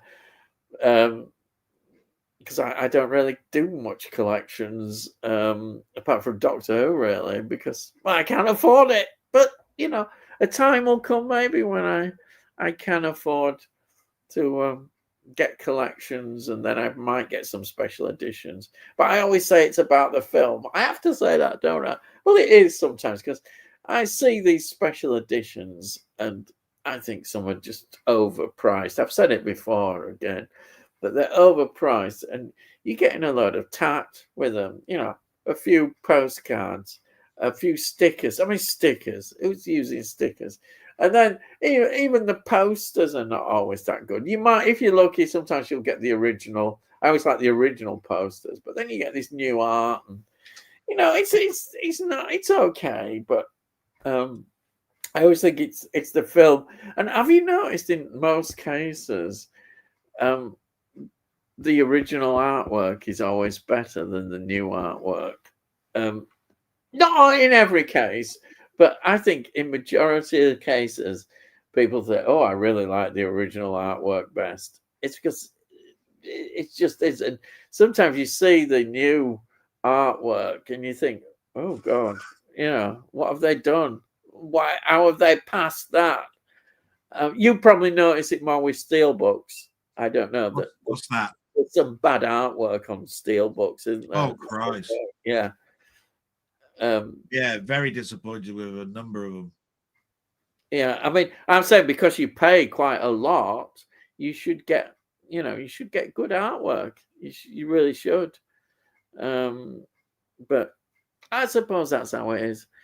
Right, here we are. According to Bank of England and inflation calculators, as Tony says, £40 in 2000 is now under £77. But as you say, it was cutting edge technology at the time. Yeah, that's it. Yeah, at the time, I just thought, well, 3 for £40 is all right. It seemed good. It seemed fine. But I get your point. 13.3333 per disc. He went. Yeah, £77 now. Yeah. Now you'd be going. Well, it's interesting that is it HMV now do 3 4Ks for £50, and I'm thinking, it's still not a bad deal, but the £50 still sticks in me, especially as Zavi still do the. Didn't we just come out? Didn't we in 2000? Because that's Tony Blair, isn't it? And Labour. Yeah, isn't that the time we came out of recession and everybody was a bit more buoyant? Yeah. Oh, it's the boom period. If you have it, it was a boom period, wasn't it? People were spending lots of money. It was a loads of money era, wasn't it? People were. But it's just that when I think about it, and I go, right, 40, whichever way you look at it, £13, 33 cents. Yeah. I was buying VHS tapes more than that. Yeah. A couple of years before that, we were in a recession. Yeah. In the mid 80s. Yeah. And don't forget, you also were buying laser discs. I don't know, laser discs must have been quite expensive. Oh yeah, well the famous Star Wars one was my most expensive one, and that was £199. What then? Yeah. Wow. I mean, is it all, isn't it? Yeah. I mean, 7. was £129. Yeah. Mrs. Doubtfire was £109. But, Jaws, yeah, a signature collection, was £80 or £90. yeah. What? But I look at it like this: if you had the money and wanted that new technology, then you'd pay it without thinking about it. Well, yeah, because the Laserdisc player Yeah. itself was like £699, £799. Yeah, yeah. I mean, do you remember when VHS first came out? How expensive a VHS tape was? Oh yeah, Massively expensive, wasn't I it? couldn't believe it when my dad Yeah. brought it. It was a Hitachi top loader. Yeah. Brilliant. The actual I felt very important in our family because I was the only one who could program the clock and the timer on it. Oh, yeah. My dad would turn around and say, "Look, I'm on 2 till 10. Can you set the timer to record this?" Oh, yeah. We had all that stuff. Yeah. Yeah. And the only time that went wrong, yeah, was I'd set the timer up like even a week in advance. You could do that. Right? Yeah, you could. Yeah. Right. Especially if there was a program you watched I remember doing that with Star Trek. The thing was, this is the downside, right? Is because the video recorder was quite used a lot. Yeah. You had to remember that you have to put a blank tape in the night that you wanted it recorded, right? Yeah. If you watched a film and then you went to bed and it still had the recorded film in there, all, would it? Yeah, yeah. I mean, the little tab that tells it it's a blank tape is kicked out. So basically, the tab has got a gap there, so it wouldn't do anything. It wouldn't. No. And your dad would go, "All right, yeah, what? I wanted to watch that. And somebody's bloody watched the film. Who didn't put the blank tape in then?" And it was like that. Yeah, but I was the one who set the timer up. So yeah. And you remember back in the day, they even made because the timers were so difficult to do. Panasonic came out with a barcode reader that was in the corner of the remote wand, and they gave you a load of barcodes as a sort of like a what did they call it? Laminated sheet. Yeah, you just went like this. And even the papers started to put barcodes against the TV guides so that you could actually record it. Or put in a code, because after barcodes, they use codes. Yeah. You could just type in 7654976. That meant it was Tuesday at 7:30. Yeah. Whatever it was. And they published those in the TV guides that came with the papers or from the magazines, the TV guide that, Yeah. Well, I remember another thing. I always made sure I put extra time on at the end, because you could end up, if they didn't start on time, sometimes it would stop early, so you could miss the ending if they didn't start on time. I've just thought of something else, right? Because it's all of this is coming all back to me now. Yeah, my whole collection, right? And I dread me having to database it all, right? Because I still haven't done it, right?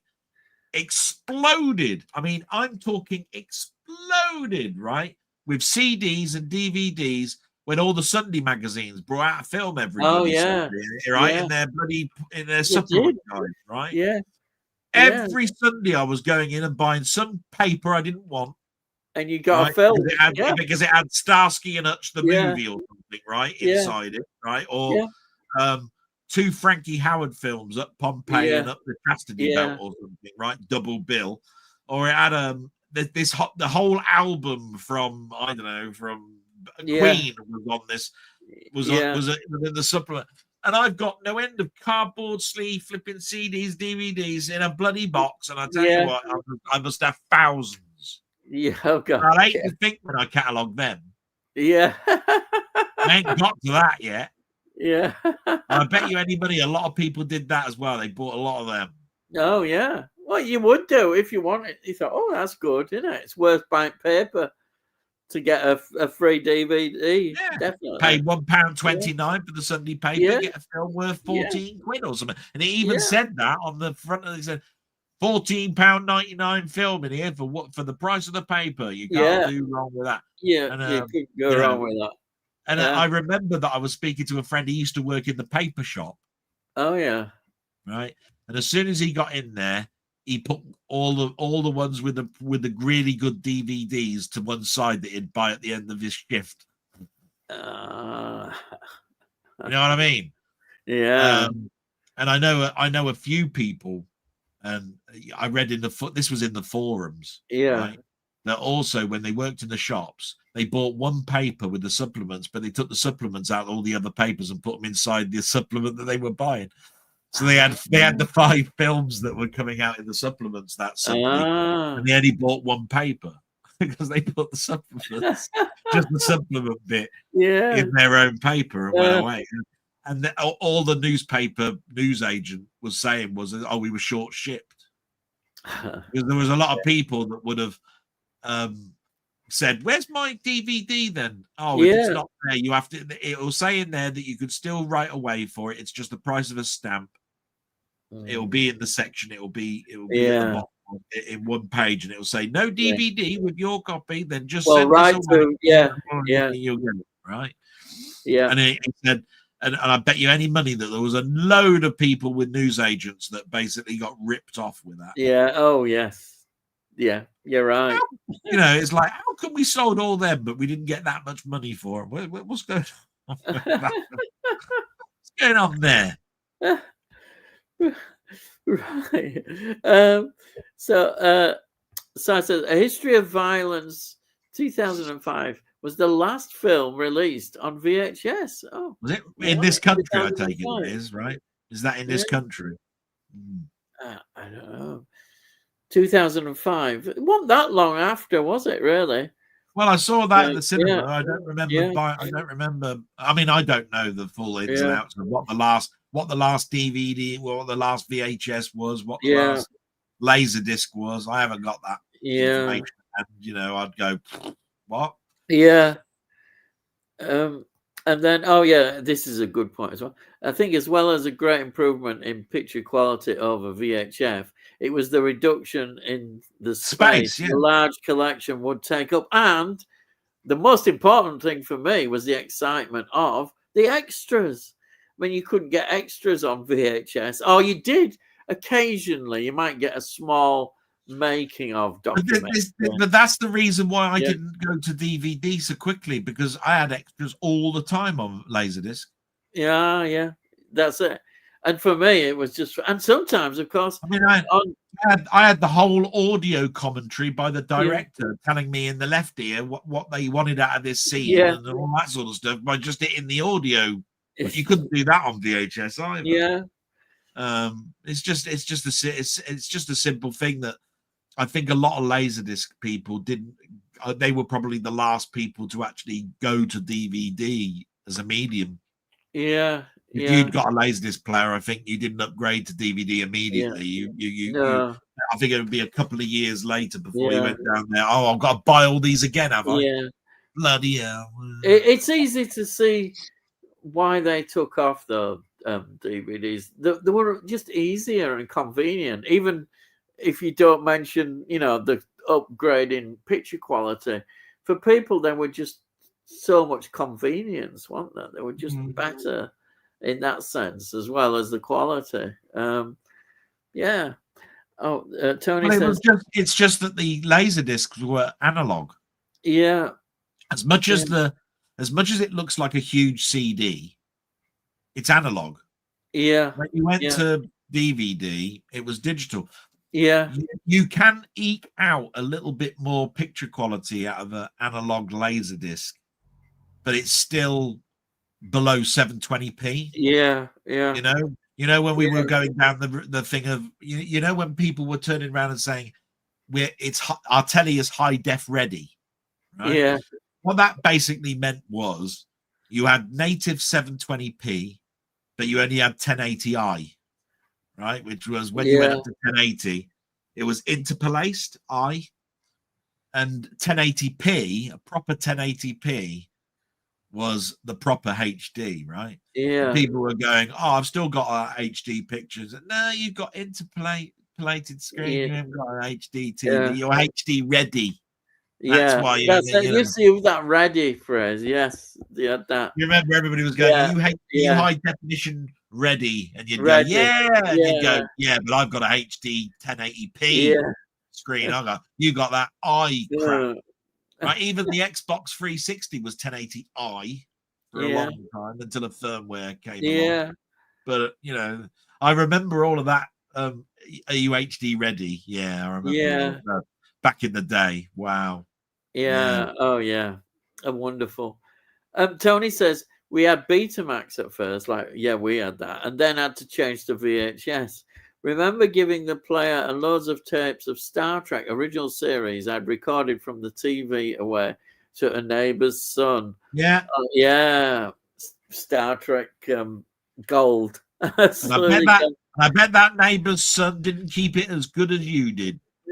Hey, do you remember when they first released the Star Trek original series? There were like 2 episodes, weren't there, on a VHS tape? Yeah, that's right. Just loads of them. I bought the ones that were choice collections, right? Yeah, They weren't the series, yeah, right? So they had things like a mock time with another episode from the first season or something, yeah. right?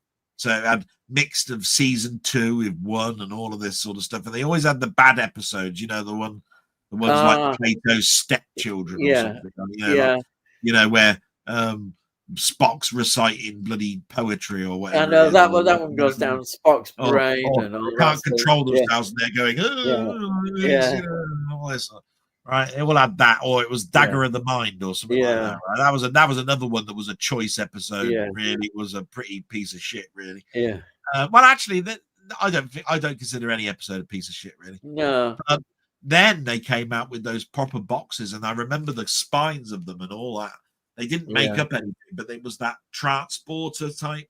Yeah, yes, sort of like going around, sort of like striped across with Star Trek, the symbol on that. Yeah, 2 episodes like this, and on the yeah, front there'd be a line between the 2 episodes of a picture on the left and yeah.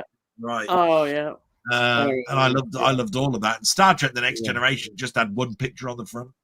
Yeah. Oh, yeah, because they did them as well, didn't they? Star Trek Next Gen. Oh, Yeah. I bought all of the Star Treks, all of the Star Trek Next Generation, all of Deep Space Nine, all of Voyager, and I stopped. My! You bought every. Oh, blimey heck. And then I replaced them with the DVDs. Yeah. And I've still got them. Yeah. And then when the Blu-rays came out, I bought them. Yeah, so did I. Right. And all of these people were going, "You're mad," because I'm just going to wait for them all to come out, and then I'm going to have it in a big 7 bloody big tomb or something, and it's going to cost you half the price. I don't need to have them right now. And I was stupid, I suppose, because if I'd have just waited 2 years or something down the line, all of them had come out because they were bringing them out once every 2 months. Yeah, £70 or whatever it was. Yeah. And then of course after that they'd bring them all 7 seasons out in a tomb, and it'd cost you about the same price as one of them. Yeah. Shit. Bastards. Yeah. But I couldn't wait. I was never, if they'd come out, I wanted them, when they came out. I love those plastic cases. I thought they were cool. Yeah. I got the cases. I mean, they're over it.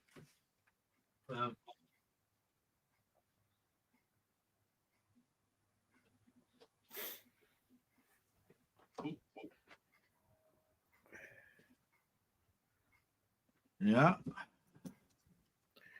Hey. Oh yeah, I've got some of them. Yeah. And I've got all Voyagers and all Deep Space Nine and all Star Trek Next Generation. It says includes for the first time all 26 episodes on 7 discs plus an over an hour of brand new exclusive special. That's right. I remember all that. Yeah. Yeah, got them all. Still got them. Yeah.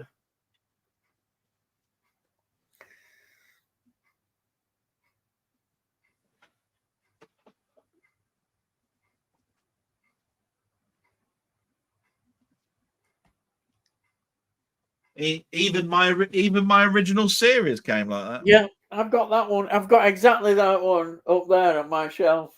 Yeah.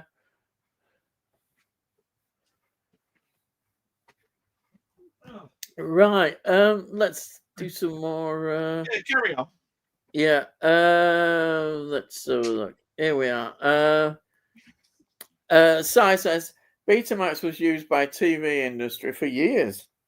Everything recorded by TV was on Betamax.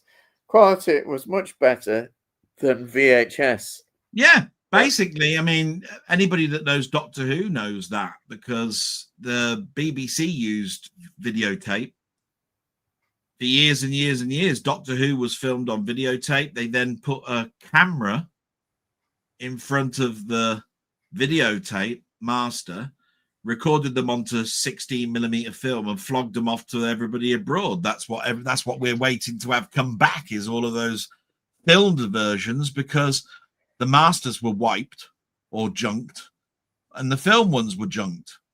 And the film ones won't lose resolution, so it will be exactly as it was from those Betamax masters, those videotape masters. Yeah. So it wasn't called Betamax back then; it was just videotape. But the heads were the same. Mm. Do you see what I mean? This is where I'm saying the heads of stuff. And this is where we knew that when you bought a Betamax, you bought a quality player, because the heads were just so good to a VHS head. Yeah. All right. Jester says he walked into the void. Yeah, like I did just now. Yeah. James says, stop hoarding, Delboy. Get rid of those Betamax tapes. I've only got a couple. They're in the attic. Yeah. I haven't seen them in years. They're with the Betamax. They're with the Betamax player upstairs. So you've got to break into the garage, and then you've got to break into the attic. That's where all these treasures are. I wouldn't say the Betamax player and the tapes are worth going into the attic for, to be quite honest. Tony says, I don't ever remember owning any Betamax pre-recorded tapes. No, I never owned any pre-recorded ones. Well, I bought mine from the video rental stores when they got. He said just ones I recorded from the TV. That was it. I think we must have just hired tapes. Yeah, a long time ago, and you tend to forget. That is true. It was before Blockbusters, and it's where you walked into a video hire store. And each side, it was separated by two halves. One side was Betamax and one side was VHS. And as Betamax squeezed, it turned into the whole store was VHS bar one column. Yeah. And it would have all the nasties like Driller Killer. And that's all they'd keep. Yeah. And if you ask the guy nicely behind there, he'd say, "Yeah, I've got all the banned ones around the back. I can't put them out. You can't tell anybody that you've even got them. You know what I mean? I was supposed to have destroyed them, but obviously, I own the store, so I haven't done that. I've got mine. Yeah. And if you asked him nicely, you could have rented them, and you know what I mean? Or he'd do a tape copy for you that was bloody awful quality, really bad tape copy. Or it looked like you were recording some. Badly tuned in, something with no aerial. Yeah. You know what I mean? I bet there are people who'll collect those original video nasty ones. I bet. Oh, yeah. Yeah, they'll be very collectible, I would have thought. Yeah. Yeah. There's no doubt about it that there's a lot of very, very expensive Betamax ones out there that would go for thousands. Yeah. It's just, I'm not that interested in that. Well, people, it depends what kind of collector you are. And I suppose if you love Betamax and really into it, then it'd be worth it. Anybody who's into horror knows that that's the medium to look for anything that's worth any money. But from my point of view, just my personal point of view, I like horror, but I ain't into horror that much that I want to Cannibal Holocaust Betamax. When you can, from 1981, banned and all of that sort of stuff. But everybody that's into that, I totally get it. And I go, and I put my hands up and I turn around now and say, fair play to you, because we need people like you to keep that medium alive. But from my point of view, I'm happy to just remember it. Yeah. Oh yeah. Now this brings back of my dad. Really, do you have any 8mm Super 8 reels, Del? Oh, my dad, he used to have lots. I've heard they were the home video format before VHS Betamax. It's true. Yeah, my dad used to show all these Laurel and Hardy, Charlie Chaplin. Um, Sometimes he could like get a reel of from Star Wars, bits in Star Wars and that. Because do you remember? I don't know if you remember. You could go to photography shops and they'd have like a place and you'd get these with reels on.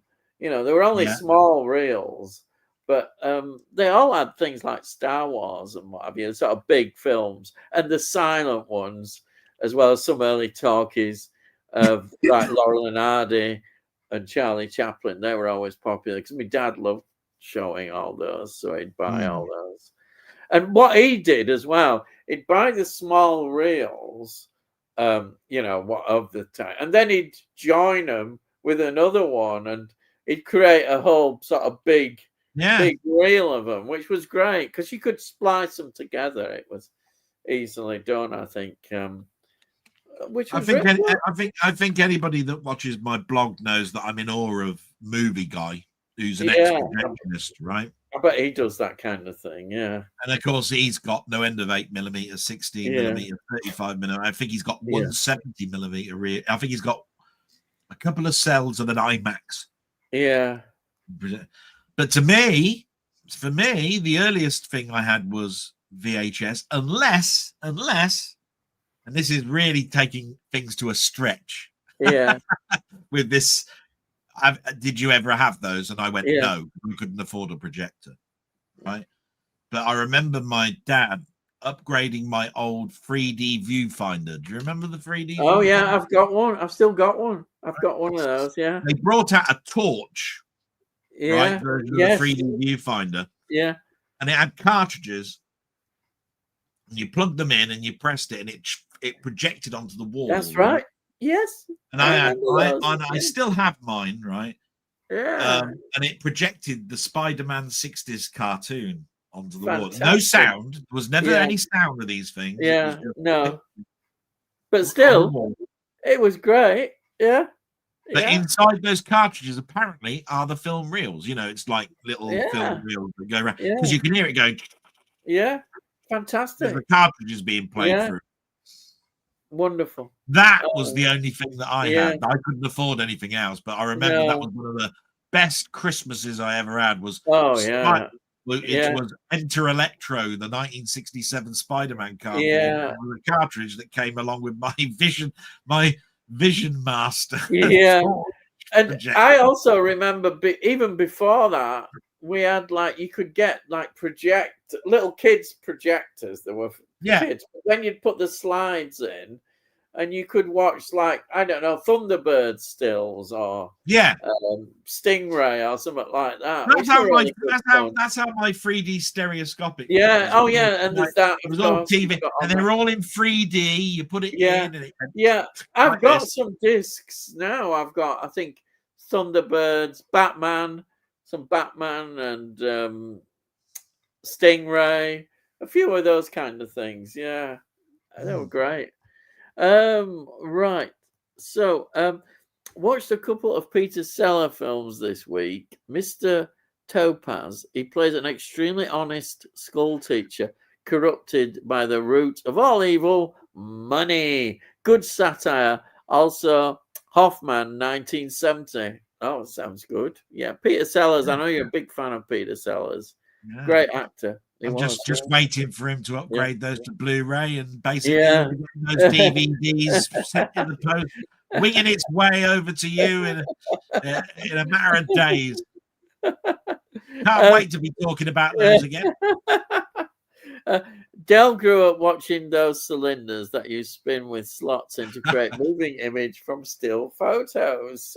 Yeah. What the butler saw machine? Is that what he means? Is that what the butler saw? Those things that you put a penny in and it was like flip cards, isn't it? That's what it was. It was a flip card thing, wasn't it? Some of this just crossed my mind. I don't know if you remember them. Do you remember gyroscopes? When you'd have them on a bit of string.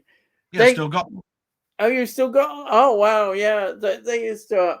My mum and dad say, "Oh, look at this! This is exciting. We'll buy you this." And you had the gyroscope. You put a piece of string in the center and wrap it around. Right. Yeah. You held on to the outside edge because it looked like a bloody atom or something, right? With a stem with an end at the end at the bottom that was sort of hollowed out. You'd pull it and you'd put it on the end of a pencil and hold it like that. And it'd go. Yeah. And as it started to slow down, it'd go. Fall on the floor. Amazing entertainment we had. But I had one of those at the very, very beginning. But then I got the one I've got now is the one that came from the gadget shop before they closed down. You know, when all the shopping centres had a gadget shop where you could buy a clock that was powered by a potato or something, or Newton's cradle. You know, that bloody rocket. The cradle. All that sort of shit. You know, you'd walk in and there'd be a bloody airplane flying around in a circle that you thought because you attached it to your light fixture in your room or something, and it'd spin around and go I'm going to buy that. They all died of death, them gadgets. It's where you buy your pocket chess from, your pocket drafts from, magnetic whatever it is. So Tony continued. Virtually a two-hander with him and Sunid Cusack. Not really a comedy, more of a tragic drama. Highly enjoyable. Yeah, he didn't do all comedies, did he? I mean, he's known for comedies, but no. Steve's coming back to us. They were called Zoetropes. Man, I watched James Dean's last film, Giant, on Sunday.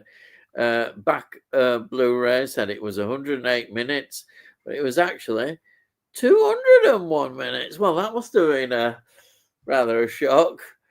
201 minutes. That's James Dean. Interesting, you know. I've only ever watched one. I've never watched any. No. I watched one. Yeah. This is that the one with Elizabeth Taylor? This one, Giant, possibly. I didn't watch. I haven't seen. I haven't seen that one. I've seen the one that I think everybody's seen. But 201 minutes. Oh, that's a lot of James Dean, isn't it? I hope it was worth it. It's all about teenagers and racing cars. The one. Cheers, Steve. And then never seen any James Dean. Didn't he only make 3 or 4? Yeah, it was 3 films as far as I know. Yeah. And Muckman says 3. I've watched them all now. East of Eden is my favorite. All right. Okay.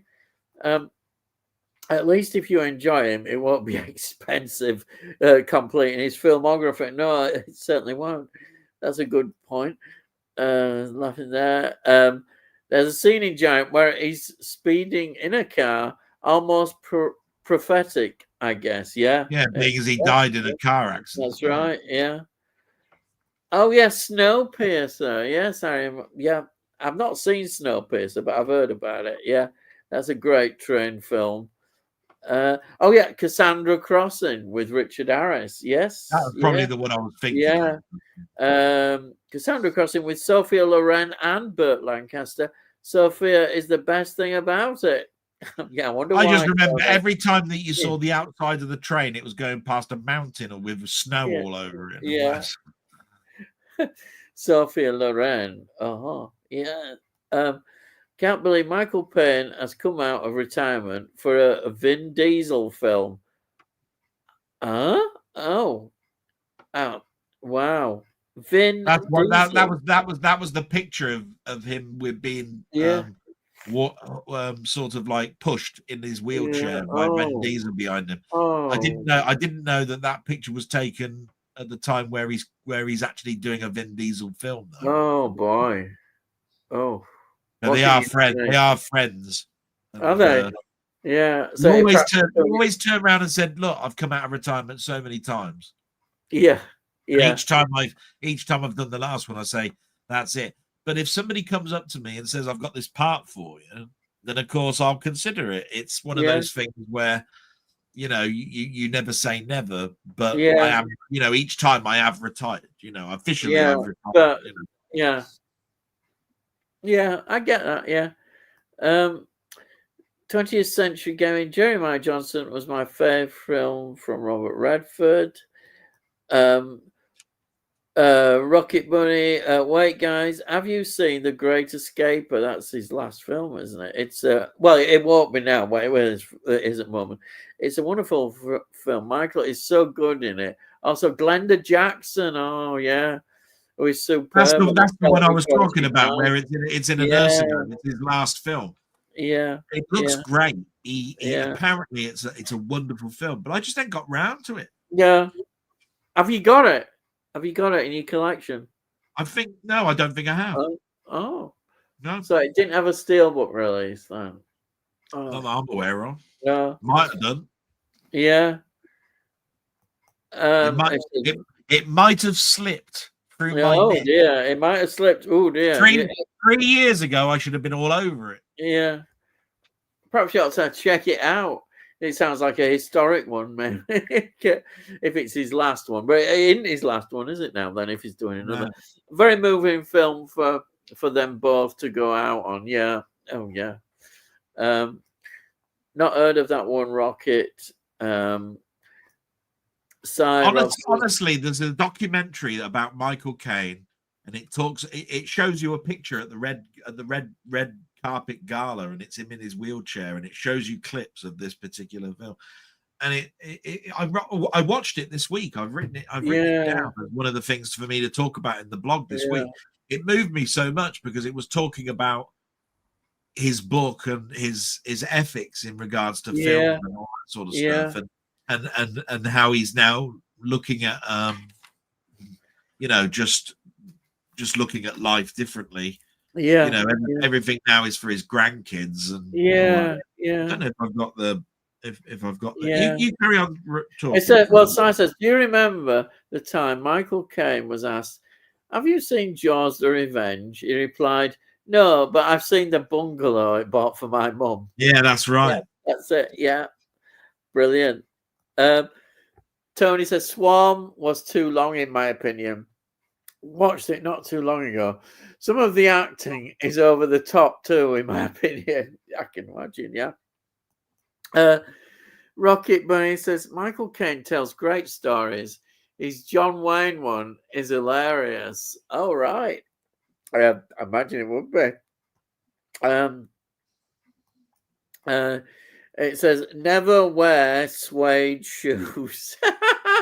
Oh yes. Yeah, I found it. Right. I watched it on Sunday. Yeah.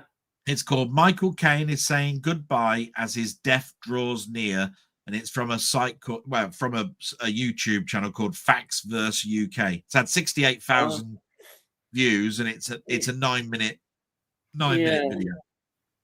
All right. Brilliant. Yeah. You mentioned I really enjoyed listening to it.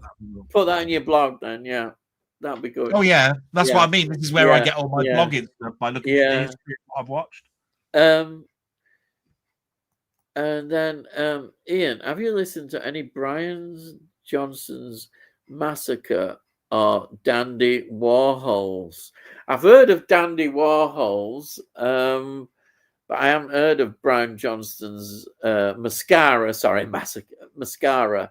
I've not heard of them, but I've heard of Dandy Warhols. Yeah, going back in there. Yeah, they're okay. Yeah, I won't say anything against them. Yeah, I'd love to piss him off. Even though I'm an old git now, I'd love to piss him off. Yeah, look, man, have you ever listened to Georges Delarue's album, right? Of So Much in Love, and have you bought the London sessions with them on, where it's got interlude on it, and Jerry Goldsmith's well, there, I'd love to do that. I can do that. Brian Johnston's Massacre and Dandy Warhols and all that sort of shit. Bollocks to you. Right? Just to have me sitting and going, I can listen to you two. So I've heard of Dandy. It's your My music sort of peaks at about in early 80s probably, and then I start to lose a bit more interest. Muckman and I come back in 90s. Muckman knows I'm only taking the piss, but I tell you what, here's a story, right? Muckman told me about a film called Flow, right? Oh yeah.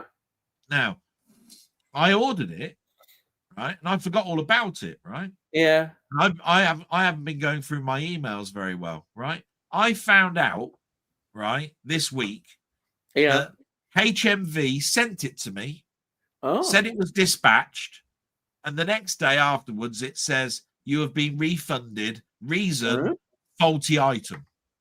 Oh. And that happened within one day of each other. Oh. And of course I didn't know that those emails had come through. And I was thinking to myself, do you know what? I'm definitely missing something here. I've definitely told Muckman I bought this. Yeah. And I haven't got it. And I looked through my emails, found it, and I've had to reorder it. Yeah. Right. And HMV has sold out. I've had to go to somewhere else to get the 4K digibook edition of it. Oh. So there's how much you see that I like Muckman, because he told me about a film and I was going to buy it and I bought it and never came through, and all of that was happening in you know, when I was on my holiday, and when you know, all that sort of stuff was going on, and you know, it was just a mess. Yeah. What was going on in my life that time that I had off from work. Oh. Basically, I'm stuck in 70s. The 70s are my period. Yeah. Oh, just want to correct something, by the way. Rocket Bunny says Michael Caine, he's not dying. That's quite true. The whole video is about his views on dying. Yeah. Yes. Yeah. And it's about the portrayal of the audience, showing how frail he looks, and Michael Caine coming out and turning around and saying that about how you should look at death. That's why he's talking about his own mortality. Yes. It's not that he's dying. Yeah. He's quite like it says there, he's got a spinal condition. He's had that spinal condition now for nearly 10 or so years. It started off with him I think he broke his ankle. Yeah. I think the article says this. He broke his ankle, and then basically he was diagnosed with a spinal problem, and now he's gone from that into a wheelchair. Yeah.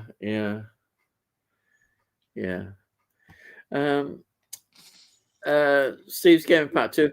I still have about 340 to 370 VHS tapes. I used to record every Formula One race, and I have races from the mid-80s. Unfortunately, I no longer have a VHS player, but I can't throw the tapes out. Yeah. Do you know what? This is scary, isn't it? In the attic, I've got 3 VHS players. I can't throw them out. They're up there in a box. I've got 3 of them. One of the VHS players cost me £799. It was a Panasonic. Oh, no word of a lie. It was a slimline Panasonic. It had digital stereo on it, and it had a jog shuttle for you to jog shuttle through your tape, right? Yeah. It even had pause and record. So basically, you could hit record and pause. Yeah. So the head was against the tape, and then you could unpause it. And it had an edit button for you to mono record sound over the top of the soundtrack, so that you had a different soundtrack, so you could actually mix the audio on it. Bloody expensive, and it was one of those early ones that had what they call 8 heads or something, or 12 heads. Yeah. And it was one of those ones where they said, if you've got more heads, then the more you can get a static picture without the lines and the tracking. Do you remember tracking? Tracking was a thing on a VHS tape. Yes, you were always it cracked the line up there, you know. Like, was it a top loader? No, it was a front loader. A front loader. All right. It was a slimline front loader Panasonic. Yeah. It's still upstairs. The front door came down very softly. It went, and you put the tape in, and then you closed it, and it was just a flush bar with Panasonic Yeah. in the corner. I mean, it was Yeah. a gorgeous thing. Cost a bloody fortune. It sounds like yeah. Rocket Bunny says, "Hey Steve, I bet you can find most of them on YouTube now. I've got a folder full of races over the years. Oh wow, so there's plenty there for you on YouTube." He's saying, "Yeah, Rocket Bunny." And then that's highlights. I recorded the full races. Oh wow. My favorite box set is my DVD, Old Battlestar collection in the shape of a Cylon head. Wow, that's cool. Looking up at my DVD Blu-ray shelf again, it stood in front of those Blake 7. I know Blake 7. I had all them.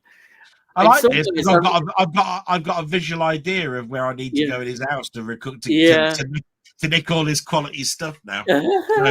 So if ever I'm in the need of a Blake 7 VHS, I'll just go straight to his house, go, there it is, look, the Cylon head. Right. I must admit, I even though I threw them out, sometimes I think perhaps I should have kept the Blake 7 ones, but they just take up a lot of room. They were really nice. I like the artwork they did. Each individual bit of artwork was really nice. He says, no, Steve, full races. Oh, yeah, this is the F1. Well, those that transmitted full races, yeah. I do have lots of highlights also. I read The Hobbit so much, Steve's Gaming Part 2. So I read The Hobbit so much that the book fell apart and I had to buy another copy. The films were utter shite. Oh, dear. And they even included things that weren't in the book. Utter crap, those films. That's why I never bothered watching them. I heard all the fans saying that, and I thought, I'm not going to bother. Like I said, what I was trying to get at is that there's no denying how much special effects and and all of that in it. I watched the first one at the pictures. I went to the cinema. Enjoyed it, but I thought it was all well. When I say enjoyed it, I went, "That's not Lord of the Rings," but it's, but it's brought back memories of the book. Yeah. But then when the second and the third films were coming out, I remember they came out each year. I think after that, right? I went, "This is such a shite," because they just expanded the text into and each film was 2 hours long. I mean, we're not talking short films here. You could have done it all in 2 hours. You extended it out to about 6 to 7 hours if you put it all together. And then they brought out extended versions of those. Oh, and I'm going, bloody hell! Now you're taking the piss. Yeah, but it was the fact that I mean, Tolkien died in what, 1973? Yeah. The family get nothing. Yeah. For that. It's all greed, and I don't like greed. No, I agree. Like greed. Yeah. So I'm in agreement with Steve. It's like, but it's just that they are still quality, but it's just they're not the quality that I want to watch. I want to watch the first Lord of the Rings, and those ones are secondary. And it's nice to have, but not a must watch. No. You know what I mean? And I love the book. I love The Hobbit. It was the book that I could read because I could never. It was so hard to read Lord of the Rings as a young child. It was just too huge, a tomb. And then there were another 2 books after that, Fellowship of the Ring, and the 2 Towers. I mean, they were huge tombs. I couldn't get through them. Yeah. As a kid, not till I was an adult. It's like trying to read those Game of Thrones books. Really hard going. Yeah. I can imagine a kid getting through it. I've read the book, A Song of Ice and Fire. I've read that, but I can't read them all. But I've got them all. Got them in a little book, like this. But I've never seen Game of Thrones. I just found it too daunting. to watch it, to be honest. It can be daunting. Yeah. It depends on how you look at it. The thing about it is, this is how you want to look at it. They're hour long and they're 10 episodes per season. Yeah. But yet you can watch 26 episodes of X-Files season 4. Yeah, I know. Yeah. Next 26 episodes. Yeah, I love the X-Files. Season 5. If you could do that, then you could fly through Game of Thrones. Yeah. Yeah. You've got to look at it like that. How many seasons of Game of Thrones? 8. I think it was 7, 8. 7, 8, Oh, 8. It was 8. Really? And the last one wasn't even. The last one wasn't even 10. Didn't like the last one. It wasn't even 10. It wasn't even 10 episodes. The last 2 seasons. Yeah, I remember him saying it was too dark or something. I don't know. No, there's one episode where there's the big battle. Yeah, I don't want to ruin it for you. Yeah, there's a big battle, and it's done at a castle, and it's done at night.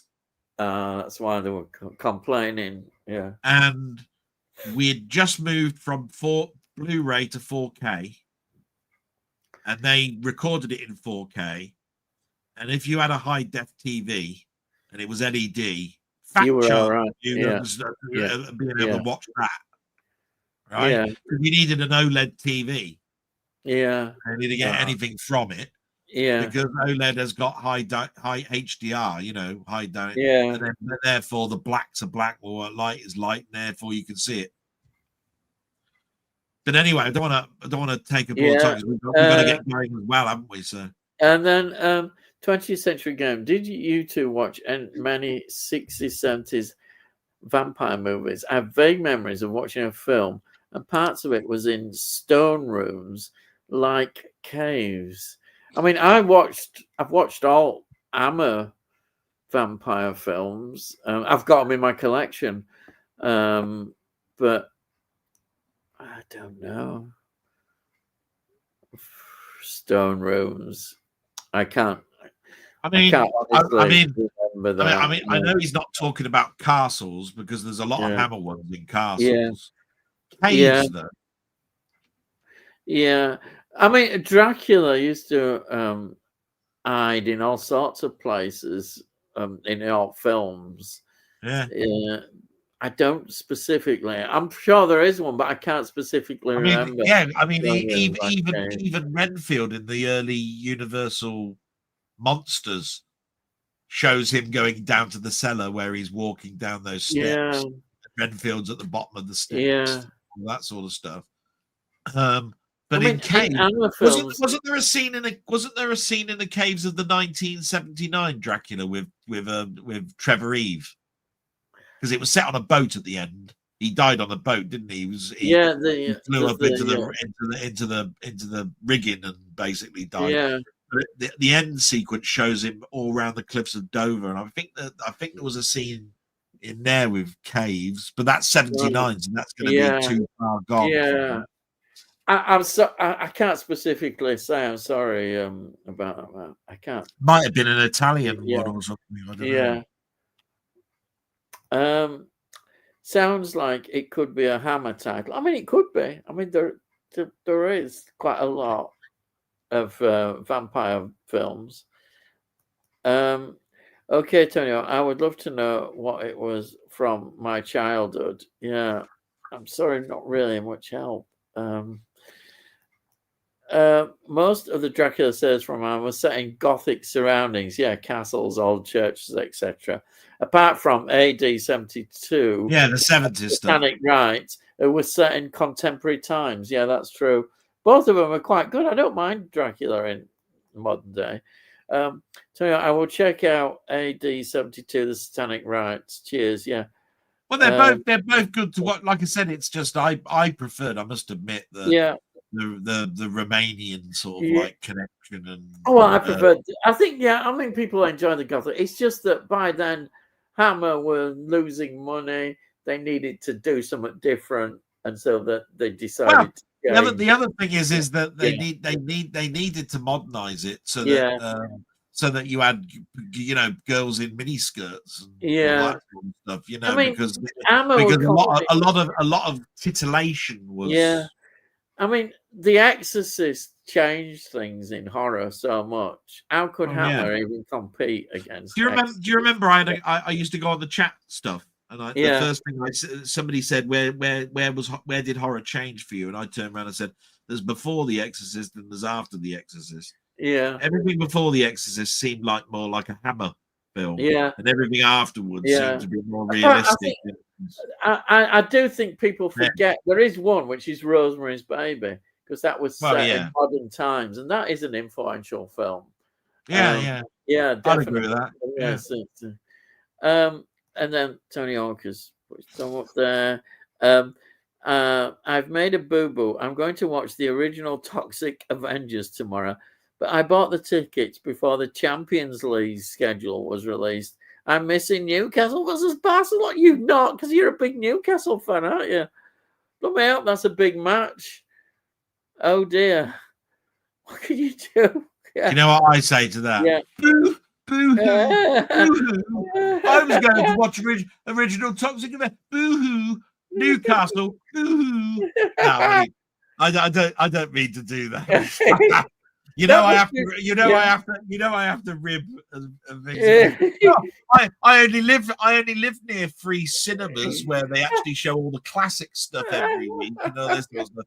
And then he comes with his little sad story. Oh dear, I've got a dilemma. Should I watch Toxic Avenger tomorrow? Should I go and watch am I going to miss the Champions League? Yeah. Well, I know if it was Leeds, there'd be no contest. I'd be watching Leeds, but that's it. You know what I'll do? Go up into your attic, get that video recorder down, start recording. Yeah. I think as Newcastle, I mean, that is so big. Newcastle in Champions League. It's a big season for you. And against Barcelona, what can I say? There's no contest. You can watch Toxic Avenger anytime. I'm sure you can. I'm sure it'll come up. I know it might be on big screen, but you bought the tickets. So I suppose you're rather stuck, aren't you? But yeah. Sorry. All my own VHS recorded series has went to the dump, as I own all digitally now, except for a few Doctor Who's. I did my own animated intros, and outros using my C64. Was quite an artist in the 80s. Commodore 64, yeah. Is that Commodore? Yeah, you're talking to somebody who's totally illiterate with computers. Rocket Bunny is from my side, so yeah. It's my age. I was born in my formative years were 70s, and there weren't any computers in 70s in home computing. I probably was in late 70s, maybe, but no. So I don't know anything. Only big case editions of Star Trek I have are the DVDs of series 2, 3, 4 of Enterprise. Couldn't find series 1 where I was looking. So got the Blu-ray. Yeah. They did bring out a mini digipack of Enterprise, didn't they? Because I've got the Blu-ray. All the other ones were like in a big case like this, and the Enterprise one, because it was 4, was like a little thing like this. I just bought them individually of the seasons of that. Occasionally you get a Super 8 edition of a film as an extra. That's true on the DVD Blu-ray. Usually only about 1/10 or 1/8 of the full running time of the film. Yeah, I've seen that as an extra. Yeah, you do get the Super 8. 20th Century Gaming. Once a year, my dad would get the projector out to watch Creature from the Black Lagoon. Fantastic. Our Gang, an animated Jack and the Beanstalk, The Demon, or Night of the Demon. Oh, isn't it fantastic? Nostalgia. You can't beat it. The old reel to reel. Like I said, I wish we couldn't afford it. No, sorry to disappoint. Both those seller titles I watched were already Blu-ray. All right. Yeah. Ain't gonna stop him. He'll get the 4K and send you the Blu-ray. Going back to Michael Caine, yes, he has the mobility issues. But apart from a spinal condition diagnosed 6 or 7 years ago, he's actually in pretty good health for a 92-year-old. Yeah, that's good. He is not dying. Yeah, this is where I was I just read it out because I didn't want to imply he's dying. It's where a person has stated that the public's persona is that he is, and it's because he's come out with a recent book, recent thing about his mobility, where his mortality. Yeah, it's made everybody see a picture of him with Vin Diesel pushing his wheelchair. That's right.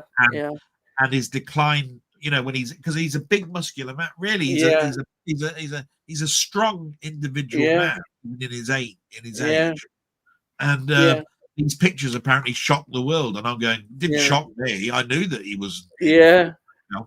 That's right. Yeah. But he's written a book. Don't look back, or you'll trip over. Which I think is a great title for a book. Yeah. And I read out what the YouTube thing was. Yeah. You know, anybody can look back and go, oh, I might go and look that up. It really is a good 9 minutes. It's 9 minutes long. That's excellent. James says, good night, all. My bed is calling. Good night, Jamie. Thank you for joining us again. Fantastic. Tony Hawk says, night, Jamie. Sorry. Says, night, Muckman. Si says, nighty night, guys, and thanks to Ian and Delboy for tonight's entertainment. Wonderful. All of you, thank you for showing up. Thank you as always. And Tony says, good night, all, and thanks. Thank you, Tony. For all you Douglas Adams fans, so long, and thanks for all the fish. Thank you, everybody that's joined us, and thank you, Delboy.